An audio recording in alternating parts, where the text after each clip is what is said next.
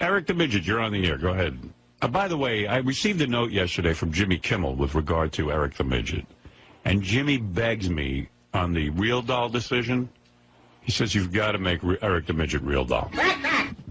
You have to. He says, I'm begging you. He says, don't make me beg. He says, I wouldn't do anything. Would he come in he says, I'll pay and have sex with it? Would Jimmy have sex with it? Now, I don't know. Let's put it on the line. How much does he want the Eric real doll? He's not going to show his penis, I don't think. I think he's kind of hung like me. I get that vibe. Well, I know his takes a strange turn, doesn't it, or something? Yeah, well, he has like a weird hole in his penis that he had to have it operated. Like a whale, it spouts out the top. Yeah. Red Ron!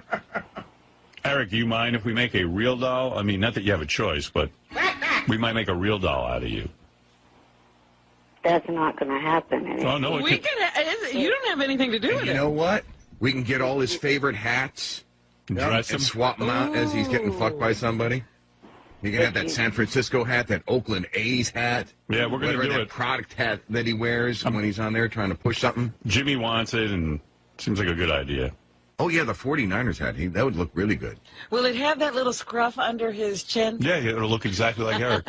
Will everything. Will it have the blotch? It'll have everything that you see on him. Oh. I'll get a little wheelchair. And some glasses. Yeah, the crooked glasses. And I can get a wheelchair for him. Yeah. That's the perfect thing for the real doll. And we can put that on cam. But what are we going to do with him? Is like Richard going to have sex with him? Yes. Why not? No. What do you think of that, Eric?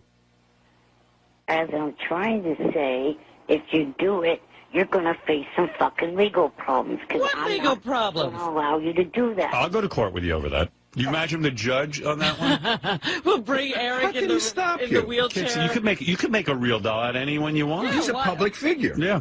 It doesn't even matter if it's a public figure. We're making a real doll, and we're putting his face on it. Plus, I'd love to go to court and tell a judge that, like bringing the real doll with Eric sitting there. Yeah, wheel it in. Yeah, Eric, we're not fucking you against your will.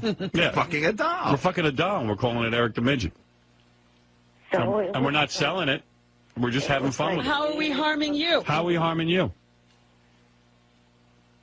It's not going to allow you to do that. I don't need your permission. We don't need it. I don't need permission for that. Lord, please make it. There's three of us out here. We'll all fuck it. Just make it. We have to make it now. You need to send me your full measurements. He sent you a picture. Oh, yeah. Hey, did you bring that stuff in, Artie? Yeah, Gary's got it. Oh, good. We'll need that for the real doll. Artie brought in the stuff, Eric. So now I can use your pictures to create the real Eric the Midget real doll. Boy, can you imagine when we get that thing? Who are the three guys who want to have sex with it, Gary? Richard. Richard and Sal. Right. Me, Richard, and Sal. We'll all do it. And Gary, too? Wow. Fucking, you know what? I'm not gay, but I would fucking pull a train. Sounds like it, fucker. We'll pull a train on you. Hey, Eric. I'm going to take the real doll, the Eric the Midget real doll, and fly it around with balloons. Yeah. And so finally you'll sort of be flying with balloons. Yeah, so the SF in your hat stands for so fucked. Can you fuck the doll while he has the balloons on? Sure, you can do whatever you want. Wow. It's a doll. I'll do it with the balloons on. Hey, what do you want to say, Richard? I can't wait to take the little claw hand on the Eric the Midget real doll and wrap it around my cock. You're going to and let Eric give you a hand job? Yeah, that's how it's going to start. That's the foreplay. He can't do that hand, though, this guy, can he? I just want Eric sitting here every day. Yeah. Not talking. Right. No, not talking, just getting fucked. Isn't Eric flattered, though, that we want to fuck a real doll of him? No, you fucking hick. Red Ron! Come on, I'd be honored, Eric. Look at this, because you're gay. Here's what Jimmy wrote me. I'll read it to you exactly. Please, please have them make an Eric the Midget real doll. They're small. Maybe they'll even throw it in for free. Please. You mean they'll give us the woman and then throw Eric in? Yeah, they'll just use the leftover rubber from the Ronnie doll to make Eric. You know, the shit they leave over from Ronnie. Yeah. With Ronnie and Eric, you could probably still have enough for, Ronnie's not that big either. Right. There's got to be something left over. Eric, admit on some level you're curious to see what it looks like. No. It's the same as like when these celebrities get the wax museum to make a Madame Tussauds. Madame Tussauds wax museum. I can't imagine you're not flattered on some level. I'm not. This is an honor. We don't do this for anyone. We got one shot at a free real doll. Oh, well, use it on someone else. Let me check with Dominic to make sure Eric can't sue us over it. Okay, hold on. Dominic, hi. Absolutely no lawsuit. It's Right. fast satire. If you made 1 million of them and sold them publicly, that would be different. But you can do anything you want. It's like my trying to sue all these things on YouTube. I can't do anything. Right. What, Eric, what hair color do you want us to use? Would you send us your hair color, the exact hair color you used? I won't send you shit. Well, we already have his penis measurement. He said he's 5 inches, so we have so we that. can make that perfect. Yeah. It's going to have a cock? Yeah. So Of course it's going to have a cock. Are you going to blow it? Are you No, gonna blow Eric? I'm not going to do You anything wouldn't gay. know, Eric. You're not going No. to put it in your ass? No, I'm You're gonna fucking a gun. What do you mean? I'm gonna fuck it, but if I blow it, that's gay. You're going to fuck Eric in the ass. Yeah. Oh. I bet it'll be tight. Welcome to Kansas Logic. And that's not gay. No, No, he's the man. I'm the man. You're the woman. Right. You'll be gay, In or certain your real doll will. cultures- In certain cultures, that's considered macho. Yeah, it's a rite of passage. Cubans in particular.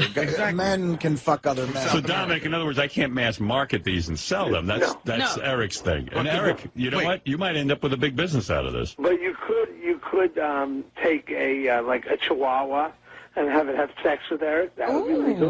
Ooh. Yeah. Anything you want to satire the body. Wow. Wow. What about, would Eric have a case if it gets amazingly popular and we have to charge extra ad dollars in a segment where we're fucking the real doll? I think that's even legal also, by the way. I have a question for Dominic. What if we took an actual Chihuahua, put an Eric the Midget mask on it, and fucked the Chihuahua? Illegal. Illegal? Nope. Well, we're Legal. fucking Satire. Satire. Oh, good. All right, thank you, satire? Dominic. You can fuck a dog? All right, thank you, Dominic. It's satire. Thank you very much. There are satirical rules. As long as it's wearing an Eric the Midget mask.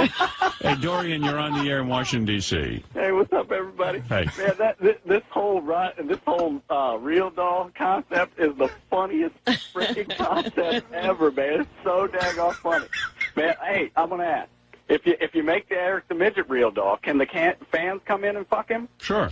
Oh, absolutely. That just has to be tested. You are going to get so much action, Eric. We should have like a big. We should have a big event, like a giant stadium where fans get An to. Eric the Midget gangbang. That's gross. An Eric gangbang at the stadium. Eric, this is starting. Cockying his little feet. Eric, this is starting to take on a movement of its own. You could even throw in like remember when Scott the engineer was going to get fucked in the ass and you like cover it with a sheet and just show a face or something like that? Right. What about getting a big black guy in there like that? What was the guy's name we were going to get for Scott? Lexington Steel. Lexington Steele's not gay, though. But now it's Eric. It wouldn't be the same. Right, that's true. All right, thank you. Well, Eric, maybe if you're lucky, and I do say lucky because it would bring you a lot of attention, I might make the real doll into you. Thinking about it. That gets Don't my vote. even do it. Oh, we got to do it just I'm because he probably says gonna that. do it. Think about the millions of fans, and you've been chosen. Yeah, out of everyone. Yeah, it could have been high-pitch Eric. It's an honor. Well, It's high you. pitch is gay, so it would work. He just fucking came on a whore's ass. Eric, really, face. what is your objection to it? I don't understand you. It's not you being gay. It's just the real doll, a replica of you. I don't really understand your problem with it. I just think you're overreacting. No, I'm not overreacting. All right, articulate to me why you don't want this. Because it's stupid. It's not something that I ever want to see done. Well, you don't have to watch it. That's true. But how could he not?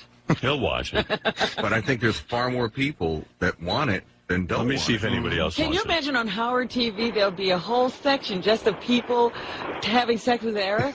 We could have Nick Manning come in and fuck it. Dropping loads all over Eric the Midget. Dropping loads all over that little midget ass. Alex, you're on the air in Queens.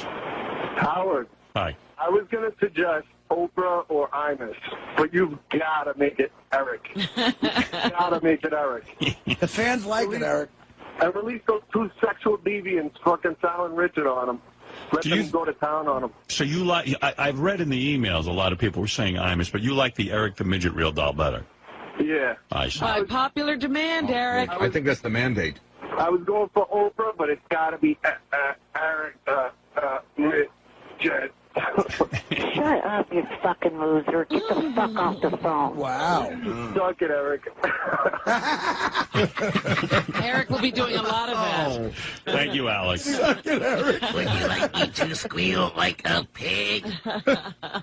Plus, maybe they can use some cool technology like a Chia Pet where the goatee on the Eric doll can grow. Like we have to shave like his, Eric? yeah. I don't think they can do that. We'll get a $200,000 real doll. All right, here's the big question. If there is an Eric the Midget real doll in the studio, Robin, would you do anything with it? Would you at least? I'm not doing it. Would you pose holding his penis? I would pose holding his penis. All Yeah, right. I would hold. I would do that. Would you, with your clothes on, would you put a strap on and have sex with him? I can't even imagine that. Would you consider that? That is Eric, would you like that? Eric, that ain't gay, at least. You could, It would be heterosexual sex for a change. What do you? Up, you stupid cackling bitch. Now I have to do it. Yeah. All right. Eric, you don't know much about psychology, do you? You should have just said, it doesn't bother me at all. What, where are these photos? Do you want me to open this package you sent for me, Eric? Yeah, let's see what's so important. Yes, please. All right. Gary, can you bring me the package, please? What is so important? Eric gave Artie a package when Artie was in San Francisco doing his stand-up, and it took Artie about 4 days to locate it. But where'd you find it, Artie? Actually, he did a smart thing. It was in like a FedEx envelope type thing, so it was that size. It fit into my overnight bag, and I took it out when I got home, and it was underneath all the pizza and shit. I had to find it. Gary, what is it in this envelope? Okay, there's really two things in here. The first thing is everyone that's in here right now got an autographed picture from Eric, and everyone got a personalized greeting. Like, for instance, mine says, Dear Gary, you'll need a lifetime supply of toothpaste and Orbits. Oh. And like Robin, something about meat and vegetables, but everyone got their own picture. Eric, how cute. Be honest with me. Did you come up with these things that you wrote on the picture, or did the people help you with it? Oh, I came up with it. It's your own original idea. Yes. All right, let me see these pictures of Eric. These are the 8x10s? Yes. Wow. Well, that is a handsome picture of you. I'd love to see the ones he turned down. This would be good to give to the guy from the Real Doc, because he's going to need a picture of Eric if he's going to really make this thing. Yeah, we need that exact outfit. Yeah. Now, let's see. To Howard Stern, thank you for the 6 years of being on your show. I notice you print. You don't write script. Correct. From actor Eric the Midget Crossed Out Actor. Oh, is it? Yeah, that's okay. Also, thank you for letting me promote my store. And then he writes, first call 91902. You know what? The way he writes on a picture, it looks like it's graffitied. I like it. I like the picture very much. Suitable for framing. I'm going to frame this, Eric. Mine's already on my wall. Eric, I'm going to frame it. That's good. It's very nice. Yeah, it's weird, though. It's not Eric. It's saying thank you for something. To Fred, if you push that button one more time, I'll smash your fingers. Ack, you jackass. From Eric the Midget Crossed Out Actor. To Robin, stop your damn cackling, you witch. Put a veggie up your pussy and shut up. Ooh, I have to do the strap-on thing now. You got a sexy one. To Artie, haha, this year your Yankees are as bad as my A's. Wow, the Yankees aren't going to the playoffs. From Eric. And look at that picture. Boy, Eric, I tell you what, was this doctored in any way, this picture? There were no blotches on your face. Well, I had to say that, yeah, it was. Yeah, I thought so. Oh, you cleaned it up. What did they do, Photoshop it? Yeah, they also changed the microphone so there wouldn't be any problems because before it said serious, so I figured if it's going to be sold so I don't run into any problems, I better change it to to jfsc.tv. And Eric, you don't have any problem with the enormous Coca-Cola can in front of you? The Yeah, biggest it's like Coke corporation? doesn't have any problem with you selling. How many pictures are we talking about that you might have to reproduce? Well, so far I've sold somewhere between 200 and 300. I was going to say, the guy looks very, very handsome in this. I had a feeling, Robin, that this was doctored in some way. On your face, they got rid of all the blotches, Yeah, right? his skin looks beautiful. Yeah. Did they do something with your skin? Yeah, they fixed, it was fixed up. Is there anything else I should know? Did they touch up anything else? No. Yeah, and I see your hair is recently dyed in this picture. It looks good. Well, Now, Howard, there was another thing in the package. Yes. And this is, I believe, a wedding gift that Eric had sent to you, and it's inscribed. It's a book. a book? That was very nice, Eric. Thank you. Jewish chess masters on stamps. What? Let's see. What is this? What is this book? I don't know, but the first page, Howard, is inscribed. They found it in Eichmann's closet when they Jewish chess masters. Howard Stern, congratulations on your wedding to Beth O. Thank you for the 6 years of airtime. JFSC.TV. Eric the Midget Actor. I hope you like this book. Jewish chess masters on stamps. And I'm not sure I understand what that means, but I don't see any stamps. I don't know. Stamps are in the book. I hear this. I guess it's Jewish. I guess it's exactly what it says, right? Yeah. All right. Very good, Eric. Well, I don't know quite what to say. I know Beth's going to love this. I'm glad you thought of both of us. This is very nice of you. Thank you. And whether you see it as an honor or not, I happen to see it as an honor. I'm really considering selecting you as the one person I will make a real doll out of. You got to think, Eric, the real doll stays here all the time. It's always in the studio. It'll always be on camera, and it'll probably boost your business quite a bit, but I don't know for sure. Right. And then if Nick Manning or someone comes in and fools around with you, it'll add to your fame. Means your name was getting mentioned. Yeah. So you'd be very lucky if I select you. Do you see that at all? No, I don't. I don't see it as an honor at all. Wow. Well, it is an honor, and I'm just informing you of that. Do you really think I can hang all a... over Eric the Midget's wheelchair. Fuck wet power chair. Do you really think I can hang a picture that says, what? Stuff a vegetable in your pussy? Yeah. Oh, I can't hang that, Hang Eric. that in your news booth. You can put something over the line, pussy. Put it on the boat. I'm hanging mine. Yeah, but he said nice things to you. I can't. I mean, that's... He calls you a witch and says to put vegetables in your pussy. Yeah, I can't hang that. That's not very nice, Eric. Disgusting. Well, when is she ever really nice to me? Right. Well, that's not the sentiment of a gift, Excuse me, I thought it was nice to you until you got to be so mean. All right. Well, thank you, Eric, and thank you for the gifts, and good luck with your business. Thank you. Thank you. All right. Eric the Midget saying that he does not like the idea of an Eric the Midget real doll, which makes me even want it more. I was going to say, which makes it more intriguing. Yeah. Right. So I've got to make a final decision eventually. Red Ron! Could they make the real doll say things?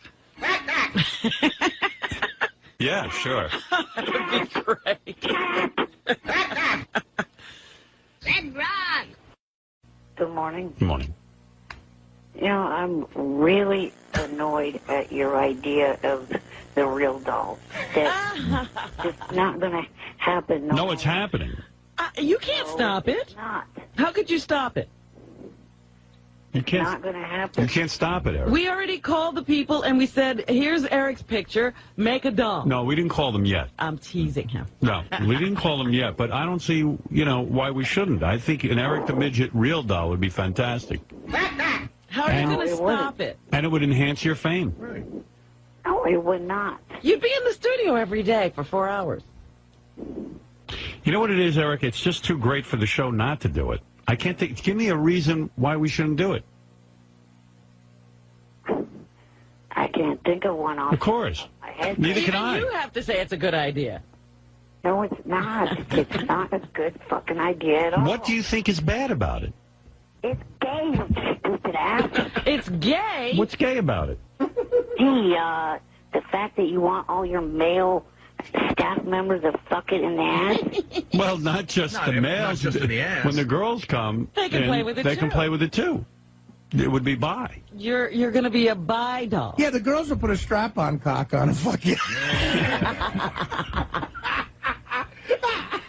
Remove your own feelings for a second. Try to remove the fact that it's you. Don't you see how funny it'll be? No, it will not be funny. If it was a high-pitched Eric doll, you would laugh. Well, he is gay. Even Johnny Frotto thinks it's funny. Johnny, have you heard about this controversy, Johnny? Hello? What is he listening to? Johnny. Hello? Yeah, I'm here. What's that music?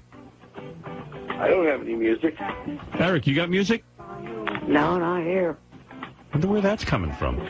Let me see. Hello? Johnny had on music. Was me. I don't know how I did that. That's crazy. Well, the promoters, Howard, have come up with a little bit of a different plan. And it was emailed to you. Did you see it? I don't know what you're talking about. Well, the promoters have another way of doing this, and I forwarded the email to... Johnny, help me out here because I'm low on time. Okay. What are you trying to say? Do you approve of the... promoters have finally decided that they think it would be easier for the exotic erotic show rather than to have Eric there. They're offering the Howard Stern show $25 to $100 to have the Eric real doll make an appearance at the exotic erotic show. Hey, Eric, one thing I would do, if the real doll does make appearances, I would cut you in. You would? Yes, I would cut him in. There you go, Eric. And you could stay home. You don't even have to Howard, go. If you had the email, if Gary would send you over the email right now, you'd see what was offered, and it was a pretty fair offer. Not that I have to cut him in, but I would give Eric a cut. Oh, I think that's only fair. Yep. Yeah, Eric. So, if anybody's fucking it or anything, it ain't you. It's not like it's you. It's a doll. What do you think of that, Eric? Just not going to go for it at all. Well, you don't have to. What I'm saying is you don't have to go for it. I can do it anyway. I looked up how those are made. I have to be involved in the process, dumbass. No, we just have to give him a picture, he told me. Is that right? Picture, Eric, like two gay guys are getting married in Massachusetts, and they want to have a bachelor party. They can't fuck the real Eric, but they can fuck the Eric doll. That's a great idea, Artie. You know what I mean? Like, they can fuck the Eric doll and still not get in trouble with their mate, and it's just a doll, and you get money. You probably get, like, what, $25, $50? Every time? Yeah. Well, no, because he's got to chop it up with the show. Oh, okay. So, I mean, you're still making money. $10 for nothing. Well, if the erotic ball is offering $2,500, I'd give him $1,000. You would? Sure, why not? Wow. Now, Johnny, what are you taking out of that? Well, all of it. Oh. I guess you're not getting any money. Johnny's like Colonel Tom Parker. Oh, I didn't realize that. Well, I guess Eric would get nothing. All of it. You see, you Johnny, even if I put the real doll in there and it's my real doll, you're still going to take all of it? Okay, here's what you got to do. I'll take half. You guys take half. In the meantime, now listen, we take the money we make from the one doll and we make a whole nother doll that everybody does want. I think we should just keep making Eric dolls. This doll is going to create some ancillary money that we can do with some other things. No, but I like Howard's idea. We make another Eric doll because there's not two Erics. We can make as many. I mean, we could have 50 appearances in one weekend. Yeah, I mean, we could send Eric out... is in all 50 states. Yeah, we could send out Eric to everywhere. I like it. And now, Eric, you're talking about what we like to call in Jersey real money. Right. Do you understand? Well, wait a minute. On the table, the same company put on the table. Howard, I wish you'd read that email. How much you want to cut Eric in on? Like, in other words, let's say we get $100 for an appearance on the real doll. Eric will get $20. $20 out of 100, right? Because out of 100. Because we have to put money back into the business. You know, we have the cleaning. Right. It has to be taken to. You mean you have to get all the cum out of his ass? Yeah, Eric, we have to decum you. We have to wipe the cum out of his ass and mouth. And mouth. A priest to clean it in a bathtub full of Clorox, and pray over it for every time we use it. So that sort of thing can get expensive, I think. Pray for the souls of the people who fucked it. All right, so on a $2,500 appearance fee, Eric could see $500, right? Yeah, if you want. You would have. Yeah. And you're You're doing getting nothing. half of that fee. You don't have to leave home. And so when the doll's going to take pictures with people, you got to get the email. Howard, have Gary send it to you. You know what? I'm thinking now, this is such a lucrative business, I'm not going to make an Eric Real Doll because he's not grateful to me. Oh, my God. You mean now the real doll, you got to make it. Now, Howard, don't make everyone else No, because suffer. he's going to make a lot of money off this, Well, and no. he's going to be fucking bitching to me. What you do is you don't give him any money. Right. That's you really get. Since he doesn't like the idea, don't cut him in. All right. Eric, I just decided. We don't even have to give him a dime. That's right. All right, Eric, here's what I've decided. I'm making a real doll of you, and I'm not cutting you in. You were horrible in these negotiations, Eric. Eric, what do you think of that? I'm not going to let you make this You doll can't at all. stop me. What are you going to do to stop it? I've talked to my lawyers this week. Well, I talked to my lawyer. You didn't talk to any lawyer. What, your crazy Oakland lawyers? No. His lawyer works. Listen to me. His lawyer has two jobs. He's a lawyer in the day, and he works at 7-Eleven at night. I am Eric's lawyer. Eric, would you like a Slurpee? Our lawyers said you can make a doll out of anyone as long as you're not selling it. And we're definitely not selling it. Use it. What? We're renting it. We're letting people use it. Yeah, we're renting it. And they're making a donation. Yeah. That's all. Hmm? Eric. Now, there's things that they're insisting on, Howard. What? They're insisting that the hand has the kung fu grip, like what Fred said. Action kung fu with a vibrator in it. Yeah. And then they want to know that there will be a hose attachment for their fast cleaning. So they can hook Suck the cum out of it. dry vac. Just get it done real quick. Eric, we're going to get one where we can suck the cum out of your ass. Right, yeah. And a bottle washer. You're going to be that's it. self-cleaning. Yeah. Because you don't want cum to stay in you a long time, Eric. You'll get pregnant. Yeah. And you know what? They said if we had one of those industrial dishwashers, that you could put it right in there. Won't hurt it at all. Wow. Really? And then All right. it's sparkling clean, yeah. All right, Johnny, thank you. Johnny Frotto, everyone. Hey, Howard, you got to read the letter of all the things that these people want, because the letter is very funny. I will read it. I didn't get it yet. Thank you. Yeah, well, they got it. You'll love it. All right, Johnny, thanks. Hey, Howard, can I plug something? Sure. Mob Candy Magazine. Oh, yeah, I saw that. I read that. What is that?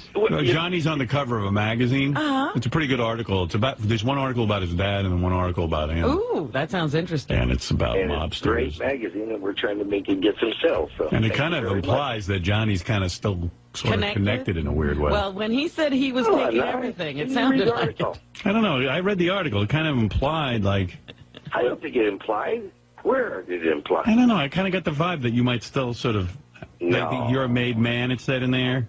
There was Well, I a, didn't say that. it said there's a rumor in there that you're still a made man. But the Star magazine said that. You can't believe anything they say. Okay. You're not a made man? Absolutely not. All right, Johnny. If I made anything, Howard, it's the orange juice for all these fucking kids in the morning. That's the only thing you're making. You're a made man, but a different kind. You're Minute Man. Makes you, yeah. All right, Johnny, thanks. If you find the letter, read it, Howard. I will. Bye-bye. All right, good night. I got to pick up that magazine, see what you're talking about. I want to know what Johnny's up to. Oh, it's funny. I don't. I really don't. Big picture of Johnny and then pictures of Johnny with different celebrities. Yeah. Yeah, it's pretty funny. Hey, Eric. Yes. Yeah, well, anyway, I got to make my decision soon about what I'm going to do with the real doll, but you're the top candidate right now. You better do fucking nothing with it, because if you do, Now, I'm willing to see you in court over it. What is he you going and to do? These anyone threats involved are will idle. be sued. All right, that's fine. You're suing? Yeah. You have deep pockets? I didn't know you had deep pockets. I'll manage somehow. Nah, I checked it out. Get ready. You don't have a claim. And then when we go into court and I bring in the real doll of you and your asshole and mouth is open. We'll show people what we do. I mean, You sure you want to do that? it'll turn into a kangaroo court. Might not be a good idea to go into court, Eric. I'll give you an example of a case. You know, Larry Flint from Hustler magazine one time took pictures of Jerry Falwell and took Jerry Falwell's head and put it on, like, naked guys' bodies and had Jerry Falwell getting fucked in the ass and all this shit. Yeah. And Jerry Falwell freaked out and sued him. You know about this case, Eric? Jerry Falwell's a religious guy, and he said, Larry Flint can't do that. He can't take an actual picture of my head and put it on naked bodies and have me getting fucked in the ass. He can't do it.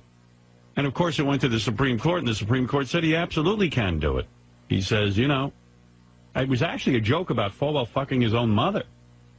So the Supreme Court said, no, there's freedom of speech. You can do that. It's parody and all that kind of thing. Now, we're not even taking your real head. We're just going to take a doll and call it Eric the Midget.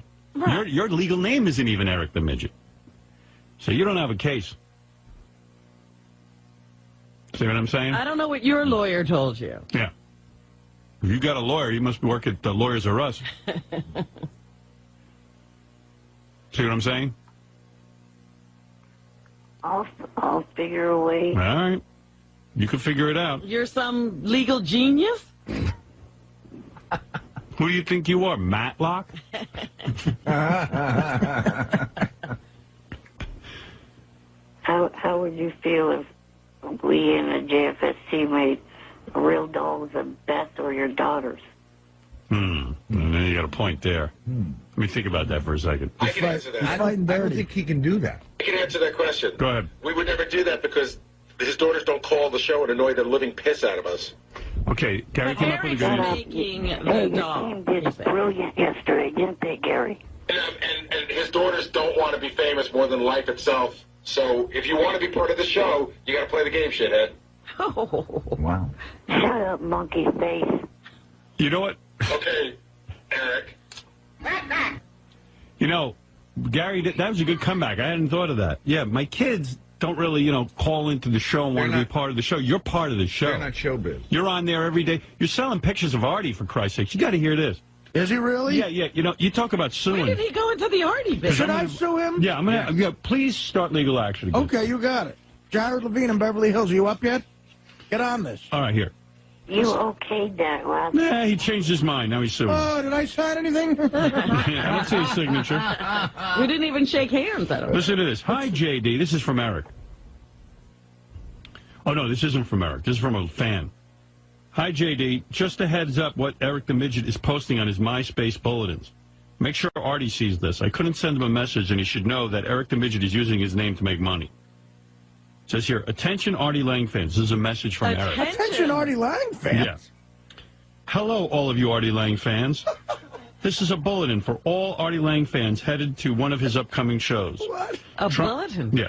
Trying to think of something to take with you for him to autograph? Well, right now, my store has 8x10s of myself with Artie that I will autograph, and then you can take it with you for Artie to autograph.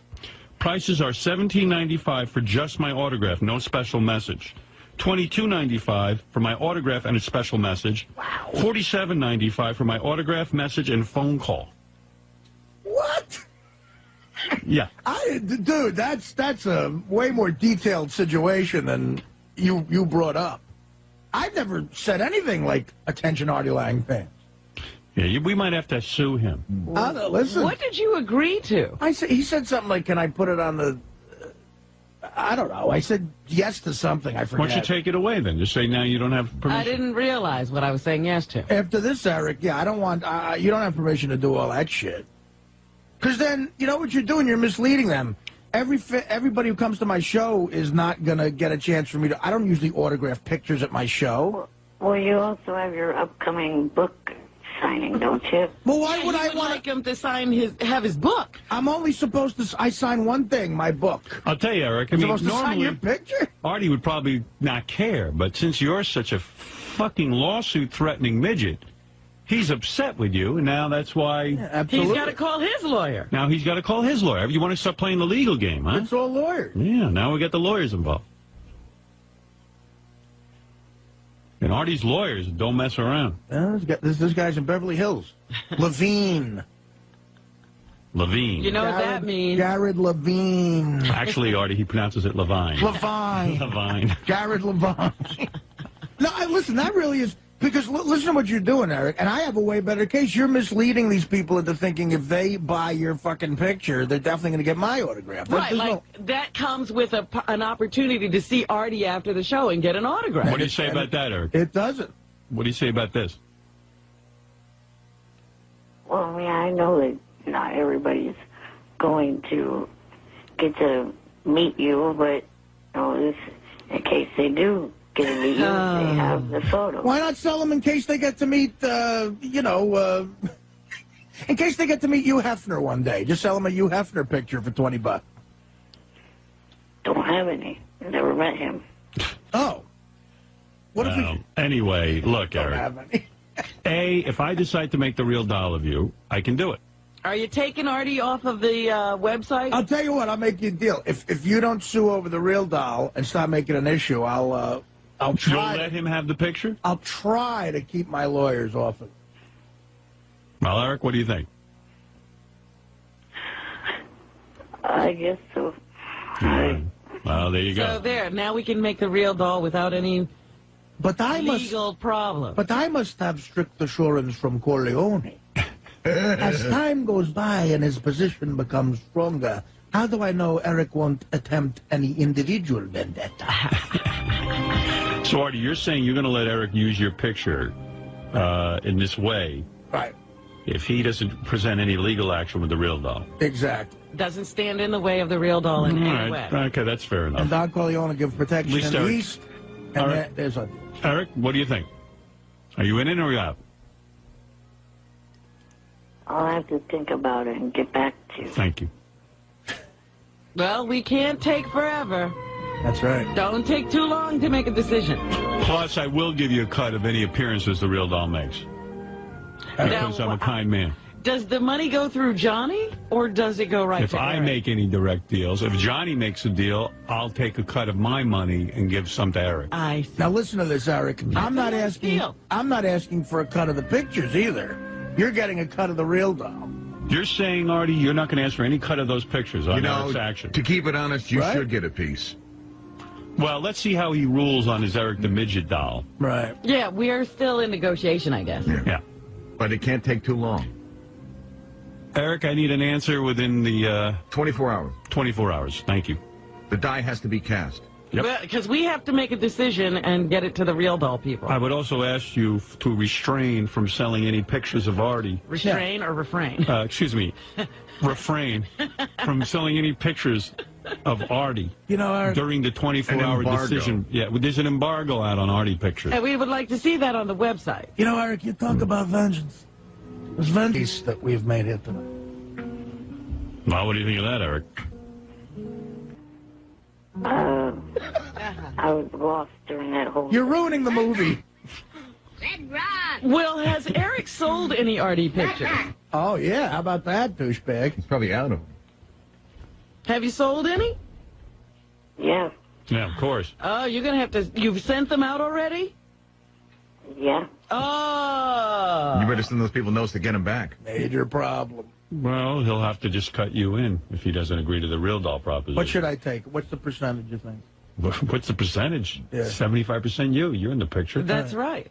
In fact, you're 75% of the picture. 75%. Eric's only little head is in there. Yeah. Your head is twice the size of Eric. From a distance, it could be me next to any man. Right. Let's put all embargoes on until we get to... Right. Don't you sell any more. Yep. Since you've made this a whole legal thing, now we're in negotiation. Yeah. Catalia. All right, there it is, Eric. Go home and think about it. Oh, that's right. You're home already. All right, then leave the house and think about it. Eric, go to some office and think about it. All right, Eric. Thank you. All right. All right, Eric? And remember, go fuck yourself. Oh. That's how I end all business meetings. Thank you. I think he's playing around with fucking amateurs. But you never know if he's like he doesn't say anything. I don't know what's going on. I think he's in a dilemma. He didn't realize he was going to get into this kind of trouble. His head's spinning. Well, he wants favors all the time. He wants pictures of Artie. He wants the rights to sell them. He wants this. He wants that. But it doesn't give anything. Doesn't give anything back. Now he's got to give something back. And quite frankly, though, we could just do it. But I'm trying to be nice about it. Right. I'm a little weasel with all those like I learned something from you about that shit. Like it's $17.95. Like if I sign it, if whatever I write, you know, I hate that if you sign it, it's more. Yeah. Oh my God. That's so but listen to all that, and you're going to sign it for free. Yeah, I guess so. Yeah, his whole sales pitch is he signs it for $17.95. Get Artie to sign it for free. By the time you're done, the pictures cost you $17.95. You don't even have an Artie Lang signature. Oh, my God. You only got his Eric the Midget fucking signature. He won't even write anything special to you. No. $47.95. He'll give you a phone call. And listen to these phone calls. He doesn't say a fucking thing. Yeah. You barely talk. Well, you can write something for him to say. What? How the fuck do you know what? I talk to you every day. You don't say a fucking thing. Well, you don't know that I don't say anything during those phone calls. Well, I'm basing it on what I hear here. What you hear here, not what they hear for having me call. All right, so tell us what they hear. They hear if they ask me specific thing to say to the person, they hear that. But if they don't write anything specific for me to say, you know, if it's like a call for someone's birthday, then I call, I wish the person happy birthday. If the person answers, I talk to them for a few minutes. If they don't, I leave them a voicemail with happy birthday and a voicemail, hope you're having a great $49. Happy birthday, have a nice day. That's rape. No, I mean, come on. Happy birthday. Bye. Really? Happy birthday. Have a nice day. Bye. $49.95, please. Ka-ching. You're a character. You should put happy birthday, sucker, on that message. One born every minute, P.T. Barnum. Although I imagine if you're a real fan of the show, having a coveted Eric the Midget pictures with a signature is quite something. Absolutely. Yeah, but $17? Well, listen, he's got overhead. It ain't 17, it's 47. Well, no, that's with with the the phone message. calls. The phone calls bullshit. Yeah. I ain't paying for that. Who needs that? But I like the picture. Oh, the phone call's not bullshit. Shut the fuck up. Well, then you shut the fuck up. Stop trying to mess up my business, fucker. Mess up our business? Just saying, I wouldn't pay $47 for a phone call from you. I would pay for the picture. And I feel abused, like, you know, one of those old, like a guy who used to work for P.T. Barnum. Oh, you've been raped. I'm like a freak. And poor Artie isn't getting a cut. Raped. I'm the bearded lady. And then you call up and you start telling us not to make a real doll? Come on. You got to be kidding me. Think about that, Eric. That is Some ridiculous. nerve. Quid pro quo. Absolutely.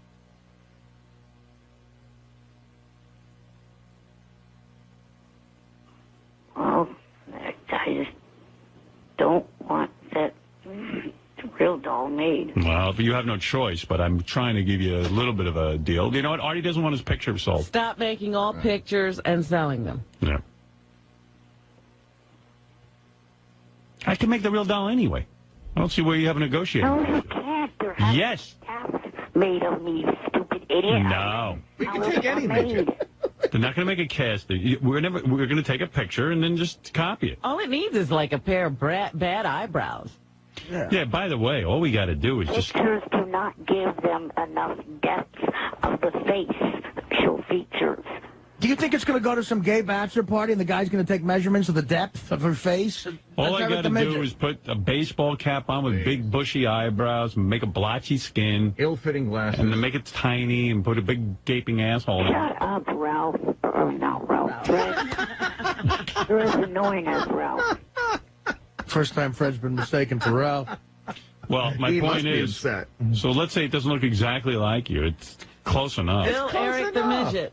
Still Eric the Midget. We're going to call him Eric the It's Midget. going to be a bunch of drunk fruits going up. I think Eric the Midget. I think Madame Tussauds works off of photographs, and they come pretty damn close. Right. Yeah, you think Brad Pitt No, stood actually- for a fucking thing? No, they go. When Madame Tussauds asked me to do it, I think they wanted me to pose. Yeah, I think sometimes they don't. They have to pose. No, they I ask don't you. think all the time, though. I don't know. They asked me, and I said no. I said I'm not going to fucking pose. Because how could they have Henry VIII in Madame Tussauds Wax Museum. Henry VIII You has think been that's dead for what he years. really looked like? I'll tell you what, though. Looks more like Fred than Henry VIII. One of my best friend's wife actually runs Madame Tussauds, and it's when someone sits for it, it's extraordinary. Yeah. But someone does not have to sit for it, and it's damn close. Right. And so we're going to be damn close with you. Yes. Yeah, we're not going to, you know, we'll do just fine without your cooperation. Right. Don't think you hold all the cards. When you go to the exotic erotic ball or whatever that is you go to, and you see your head through a little hole and there's some guy standing behind it, it's going to look just like you. With cum dripping from it.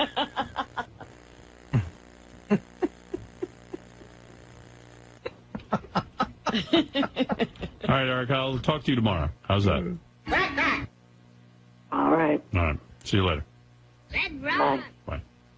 Got a lot to think about. Whenever we're at war with Eric, I'm nervous. We got to go to the mattresses. We need protection. Okay, there's a bunch of things to talk. Break, but I can talk to you for 2 seconds. Go ahead. Why in the world did you ask me to call yesterday? I and did. then leave me on hold for 2 hours while you guys are doing nothing but shit. All right. Well, listen, you still don't understand the show. I'm in the middle of You something. asked me to call. Right. All right, so what's your answer? Are you ready to be a real doll? No. Well, okay, I'm doing it anyway. Especially not for a fucking show that asks me to call and leaves me on hold. I didn't say what time to call. And asked invited guests to call. Well, expect a call from my lawyer about the pictures you've already sold. This is serious. Don't sell any more pictures of Artie. Up yours. Ooh. You mean you're going to continue to sell them? Eric? Maybe I will. Well, then I'm doing the real doll. And I'm not cutting you in. Not that I have to. You cannot do that real doll. Yes, I can. You know what? Even Jimmy Kimmel wrote me a note and said, you could just take a hot water bottle and put glasses on it and a fucking A's hat and call that anything Eric you the want, Midget. yeah. Well, fuck that. Yep. Screw Jimmy Kimmel. That's what he said. I might just fuck you myself when I make that real doll. I might take your ass. You're gonna get a blowjob, or you're gonna go with the ass? Eric, here's the bottom line. I can make a real doll and call it anything I want. I was just trying to be nice and include you in it when the real doll makes appearances. If you don't want to be a part of it, fine. I'm doing it anyway. It's up to Better you. not. Well, then don't sell pictures of Artie. Better not. I'm going to anyway. You're going to sell Well- Artie's pictures. There's no stopping you. Well, then I'm going to do what I want to do, too. Everyone can do what they want. Listen, we're going to get the real doll. You All can't right. do anything about it. The first thing we're going to do is Richard and Sal. Rich is going to fuck you in the ass while Sal puts it in your mouth. Then I'm going to have every girl you love, like Brandy Chalor. She's going to put a dildo on. Every girl that you want to fuck is going to fuck you instead. Ooh. And then sell it as a tape. Oh, good idea, Shut Fred. up, you retarded monkey face asshole. Yeah. It's asshole. It's asshole, not passhole. Passhole. I thought he said tassel. That's when they're done, you're going to have a passhole in your real doll. And the entire fucking time he'll have an A's hat on. Oh, yeah. For his asshole. Oh, yeah, like your Yankees did so brilliantly this year. Yeah, well, listen, this Yankee fan's making you money, motherfucker. Yeah, I can't believe Eric's selling pictures of you. And he's defiant. He's like, Yeah. no, I'm gonna. Yeah, like he can do anything he wants. In fact, when those guys are fucking the real doll, Artie, I'll take a picture of you behind it, and then you can sign those. Yeah. Oh, good, all right. That'll be your new press photo. All right. You fucking Eric the Midget. I can't wait.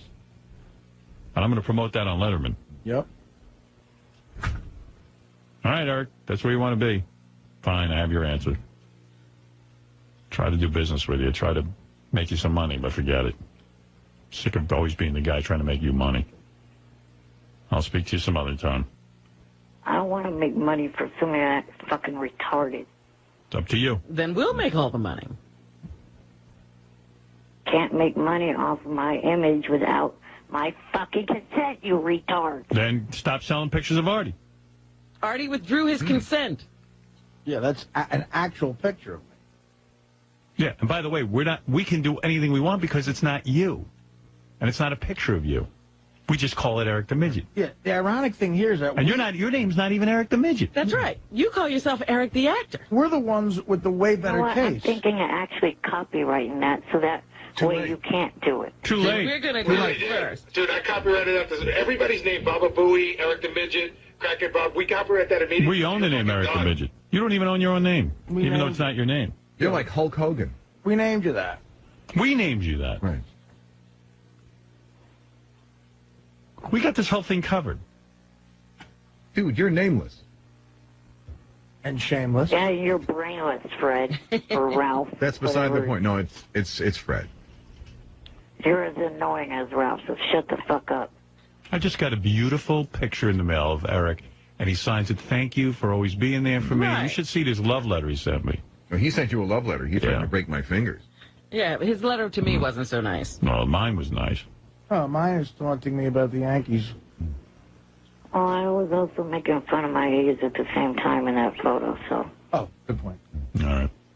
Well, I guess we're parting ways. Not exactly. We'll still have the real doll.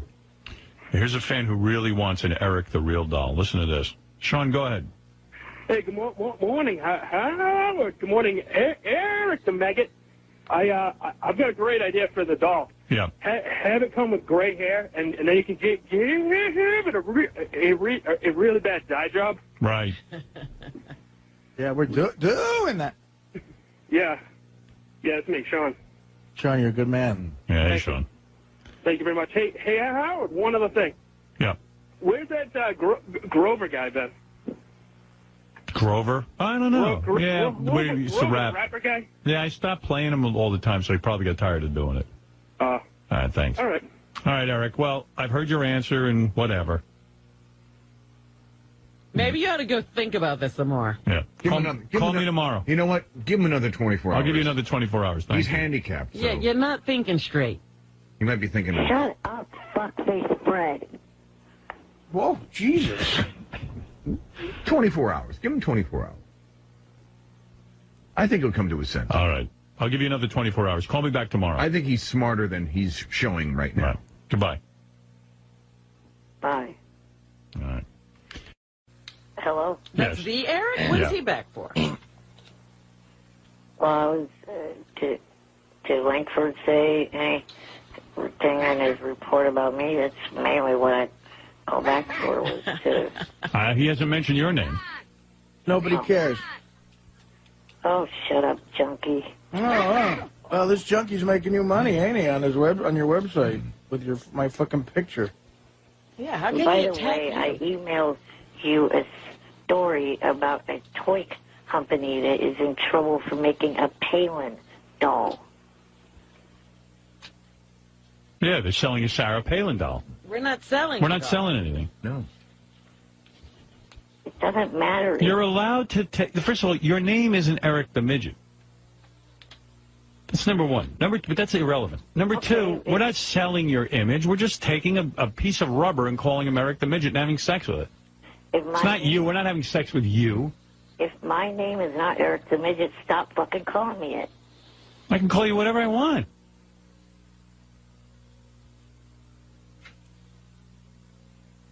Yeah. Oh, yeah, but by the way, that's not Artie's picture. The picture belongs to the person that took it, my roommate.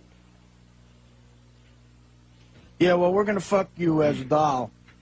That's right. That's right. There's no getting around it. We're going to fuck the real doll. It's going to look like you, and we're going to have sex with you. And I'm going to come in its ass, and I'm going to wipe my fucking cock on your face. So there. Take that. I'm going to give it a dirty Sanchez. Now, you know the law says you can't sell someone's image without their permission. That I do know. And you are selling their image. I don't care who took it. That's the law. I know the law. Where was that picture taken, by the way? At Artie's show. San Francisco. Oh, yeah. with the show you probably got him in for free? If you take a picture of Artie, just because your roommate took it doesn't mean you can sell it. Do you have a location release, Eric? No. Oh, I see. See, that's the thing. We can't do stuff on TV unless we have written permission from That's people. right. We can't broadcast that stuff, so you can't sell that stuff. You see, Eric? But you could certainly take a doll. You could take a piece of rubber and call it Howard Stern and fuck it. I can't do a thing about it. People are doing that. Yeah, that's what I'm trying to explain to you, Eric. Me fucking a piece of rubber and calling it Eric is so totally allowed. I'm just telling you. And why don't you do that, Eric? The counter. You could take. Trying to go legal toe-to-toe with us. Yeah, and we know the law. Instead of fucking your pillow, you could fuck a Howard doll. Yeah, make a Howard doll. And Make a Howard doll and fuck it. In your bedroom. On cam. Where you and your roommate will see it, and we'll fuck an Eric doll where millions of people can see it. Right. You could fuck a Howard doll on JFSC. Sure, you could kill a guy in JFSC. No one's going to see it. Shut up, badass. That's the best place to kill the guys, right on JFSC. You know, Howard, I understand that the Witness Protection Program puts people on JFC. JFSC? JFSC. Hey, Howard? Yeah. If you're interested, on Gary, page 1, in the second column in red, we have tape of them building the Eric the Midget real doll. Oh, no. Is that true? Hold on, I'll play it. You want to hear that, Eric? Yeah, you're all fags for wanting to do it. All right, guys, let's get working on this Eric the Midget real doll. Give me that turkey body for the torso. Got the turkey. All right, now give me the lobster claws for the hands. Getting the lobster. Lobster claws. All right, where's the blotch paint for the face? Blotch paint.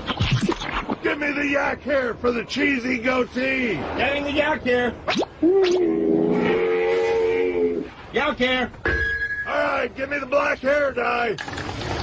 What? Yeah, I wish I'd pre-screened this. They have gone sound effect crazy. I know, they're wild back there. Well, I think that was Richard and Sal, Eric. Yeah, that's not the real No makers of it. kidding. No. Eric, I'll give you this. That's one of the shittiest bits we've ever aired. Yep, I gotta say. It was about as bad as it gets. Yeah, no doubt about that. I think I made a bit like that in college radio. Yeah, Todd, what do you want to say? Todd? Yeah. What's up? Hey, now. Hey, I wanted to ask Eric, if they made a Steve Langford doll instead of him, would he fuck it? You want? Hey, Eric, if we made a Steve Langford doll, would you have sex with it? No, you're No? not a fag, you idiot. Well, listen, hey, you could lay there in the bed and Steve Langford could ride you out, you know? And actually, you're normally fucking the bed, so it'd be your first threesome, too. There you go. Shut up, you fucking loser. Wow. Yeah, well, Eric's being very, very belligerent. Yeah. We're going to fuck that doll, man. Fuck the belligerence out of it. Yeah. Give me the yak hair. Give me the splotchy paint. Splotchy paint! Here we go. Just brains to your empty head. Hold on. Toot, toot. Okay, the train's here with the doll. Toot, toot. Give me a turkey body. Gobble, gobble, gobble. Gobble, gobble, gobble, gobble, gobble. Here's a turkey body. Jesus Christ. What the fuck? Call a pizzeria when somebody's working.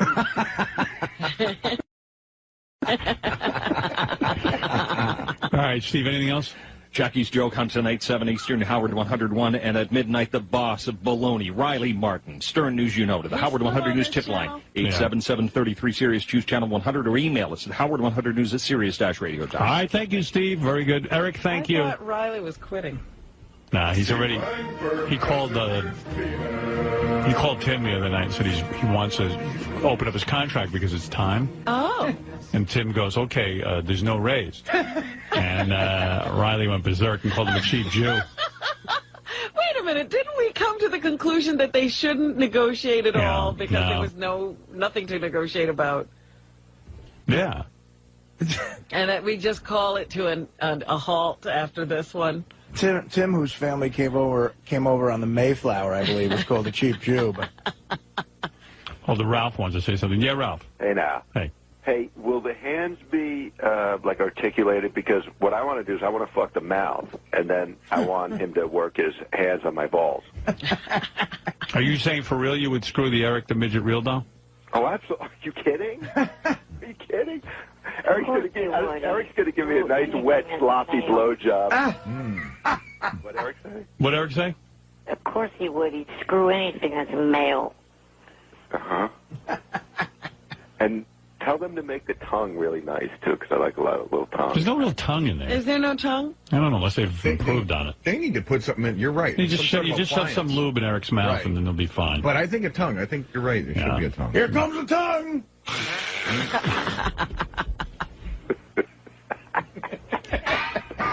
Eric, man, you're going to be hot. He's going to take it in all holes. Now, you're going to put it in a wheelchair, or is it just going to be mobile so we can flop it around? No, it's in a wheelchair. Well, we could take it out of the wheelchair. Sure. Or maybe Yeah, we for should. sex, you take it Or out. maybe of we the should put wheelchair. it like on a little mini gurney. You can do whatever you want gotta with it. flip it around. It's going to be so much fun. Because you might want to start fucking his ass, then decide you want to go for the mouth instead. Oh, you want to change positions? Right. I think that ass is going to get used pretty quickly, so I'm going to go for the mouth. Really? You don't think the mouth? Yeah. I may shit on it.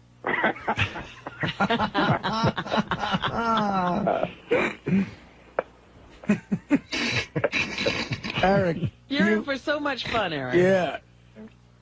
You're going to be popular, man. You know, it'd be great if we could get one of the Oakland A's to fuck it. Doesn't even have to be on the main team. Maybe one of the AAA All right, farm thank you, club Ralph. players. No, thank you. This is going to be great. When's that fucking thing going to be done? I'm horny. Soon, I did. Just in time for Thanksgiving. All right, Eric. Stuff it like a turkey. We'll get one of the... Steve Langford did not mention you in that newscast, Eric. What should he have mentioned? I don't know. But, Eric, thank you for the call. Yeah, I guess I was hoping he'd mention something about the exotic erotic ball. Take care. Nah.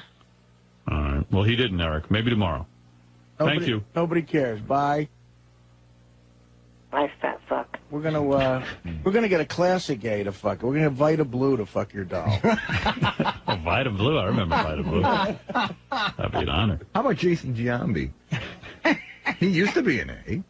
Right. Eric, would you like that? No, I would not. Jose Canseco, maybe? Ooh. Reggie Jackson. Gene Tennis. All right, Eric, thank you. Someone in the room is saying, don't listen to you. It's illegal. No, it's for legal. them it's slander. Well, we'll go with that. Not slander. Slander? How are we slandering anybody? We're taking a doll and having sex with it. We'll go with the and legal. we named it Eric. We'll go with the legal advice from your room. Let me ask you something. If I have a dog and I name it Beyonce, can she sue me? No. I have a cat named Jennifer Aniston. Right. Can she sue Robin? I have a piece of rubber named Eric the Midget. That's the way it goes. I have a cock named Thor. All right, Eric, I got to go. I don't want to argue the legalities right now. Thank you. Thank you, Eric. Hello? I guess he hung up. Goodbye. Oh, goodbye. Now I'll sue for $1.5 million. Excellent. Who are you suing? Where'd that figure come from? 0.5. Let's get the 0.5. And we'll countersue for 1.6 million. I'm countersuing for $2 million. What about... How about countersuing him for $10 million? We got a much better case with the Artie pictures than... absolutely. Yeah. I can't wait for Bert Campaneris to bukkake you. What is it, Ralph? By the way, Eric. Oh, I hung up on him. Shit. Sorry. Oh, damn. I could have incited him. Yeah, I want to know. I know. Ralph wanted to know why Eric called in. It was an awful call. He was just hoping Steve Langford was promoting the ball he's supposed to go to. But he was expecting Steve to talk about him. He called. He should wait till he talks about him and then call. That's Right. why he's a horrible caller. All right. Thank you, Ralph. All right, John, what do you have? Good morning. Morning. You have any other fucking interviews to leave me on hold for? Let's see. Anybody in the hall? I didn't mind the Tom Arnold interview. I was actually interested in listening to that, but the Andrew Dice Clay, that guy's a fucking loser idiot. Why do you say that? Because he's obnoxious and loud. And speaking of loud, you know, there's an invention called microphones that make it where you guys don't have to be so fucking loud on air. Which you guys have been extremely loud this morning. There's an invention on your radio called a volume. I'm just impressed that Eric feels qualified to give anybody advice. I've heard his radio shows. I'm listening to his advice. Taking it to heart. Yeah. Red Ron. By the way, you wanted an answer about the real doll. No, we didn't. What answer? I think we give him another 24 hours. Oh. To reconsider. Yes, Fred's right. Oh, okay. All right, go ahead. Well, okay. Even Johnny said that I don't have a case. He cited a case of Bergen versus McCarthy. Said that, you know, because of that case, I don't have a case. Of course you don't. So. Do you know Do you know why he's making fun of you, Eric? Well, let Eric talk for a second. Come on, before you attack him. Go ahead, Eric. Yes. He attacked us for 5 straight All right, minutes. let's hear what he has to say. Go ahead. Yes. Who's making fun of me, fat junkie? No, I can't wait to tell you why you're so stupid. But go ahead. Go ahead, Eric. Yes, Eric. I have to move along, so if you can make your statement. Well, here's the deal. I will take the photos off if you drop this idea of the real doll, but only after a set number of 2,500 photos sold. And the little percentage of that will go to the North Shore Animal League, but only if... Eric, I don't want to get into this. We're making a real doll with you. That's it. And we're going to fuck only it if daily. the topic of the real doll is dead will the North Shore Animal League get some money from my photos. No, my photos.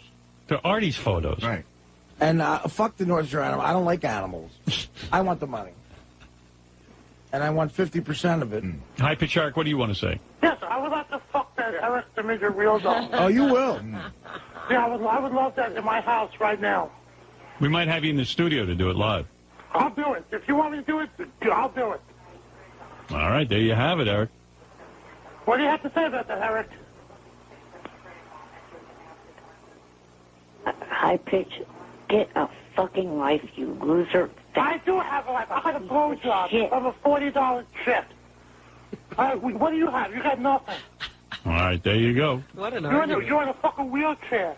So get a blowjob from someone, okay? Get a fucking life. All right, thank you, Eric. Both Erics, thank you. All right, there you have it. There you have High Pitch Eric and Eric the Midget. Eric, look up Otto versus George, because that's another famous case? Yeah. Otto versus George clearly is in our favor. Yeah, Bergen McCarthy and Otto versus George. Yes, Bergen versus McCarthy. Hey, by the way, what did Johnny cite? What case? Bergen versus McCarthy. That was so funny. That's what I was talking about. I wanted to point that out to him. Yeah, Bergen versus McCarthy. Jerry Mahoney versus Winchell.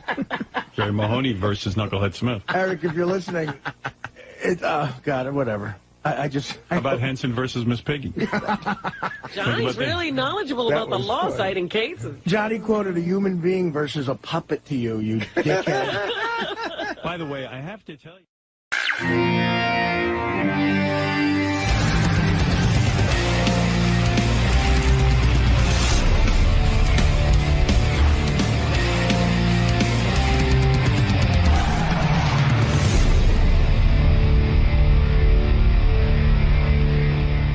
This guy, Matt, is fascinating. His name is Matt Paxton. And, Matt, are you on TV?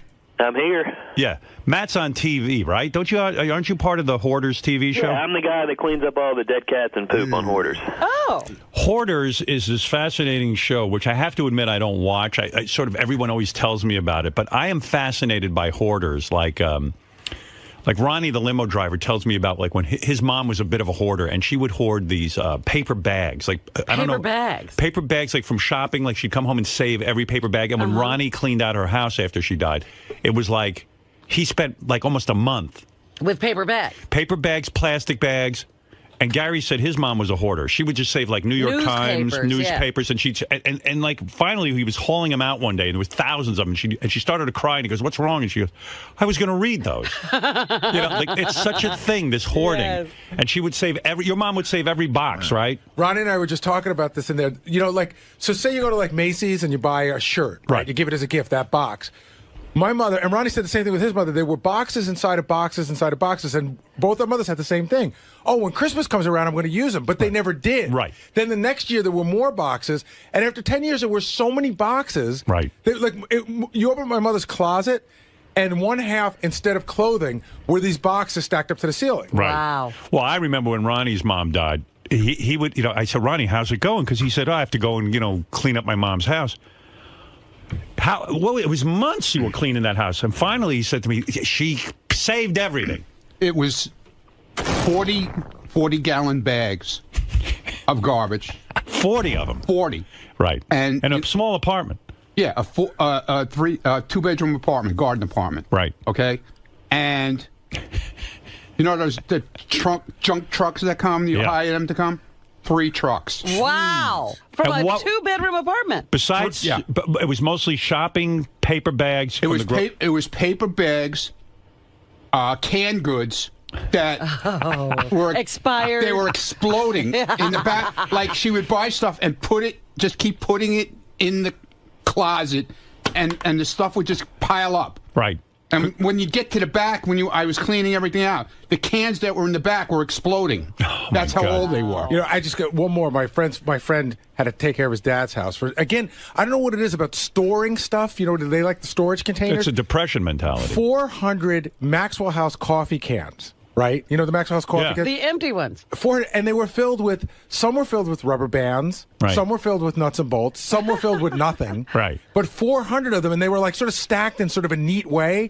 But he couldn't possibly find it because they were all the same can. How old a guy was this? He was, Depression era guy, for sure. Because I think they see a coffee can as like, wow, this could be valuable. I can put things in it. Cigar boxes they used to keep because that was a good place to put things. My mother would take a paper towel, right, and she would wipe my counter at the house, and then she would lay it out on the side to dry. And I said, Ma, I promise you, the depression's over. We can afford paper towels. Right. I found stuff, under the sink in the kitchen, there was like a big storage area. Right.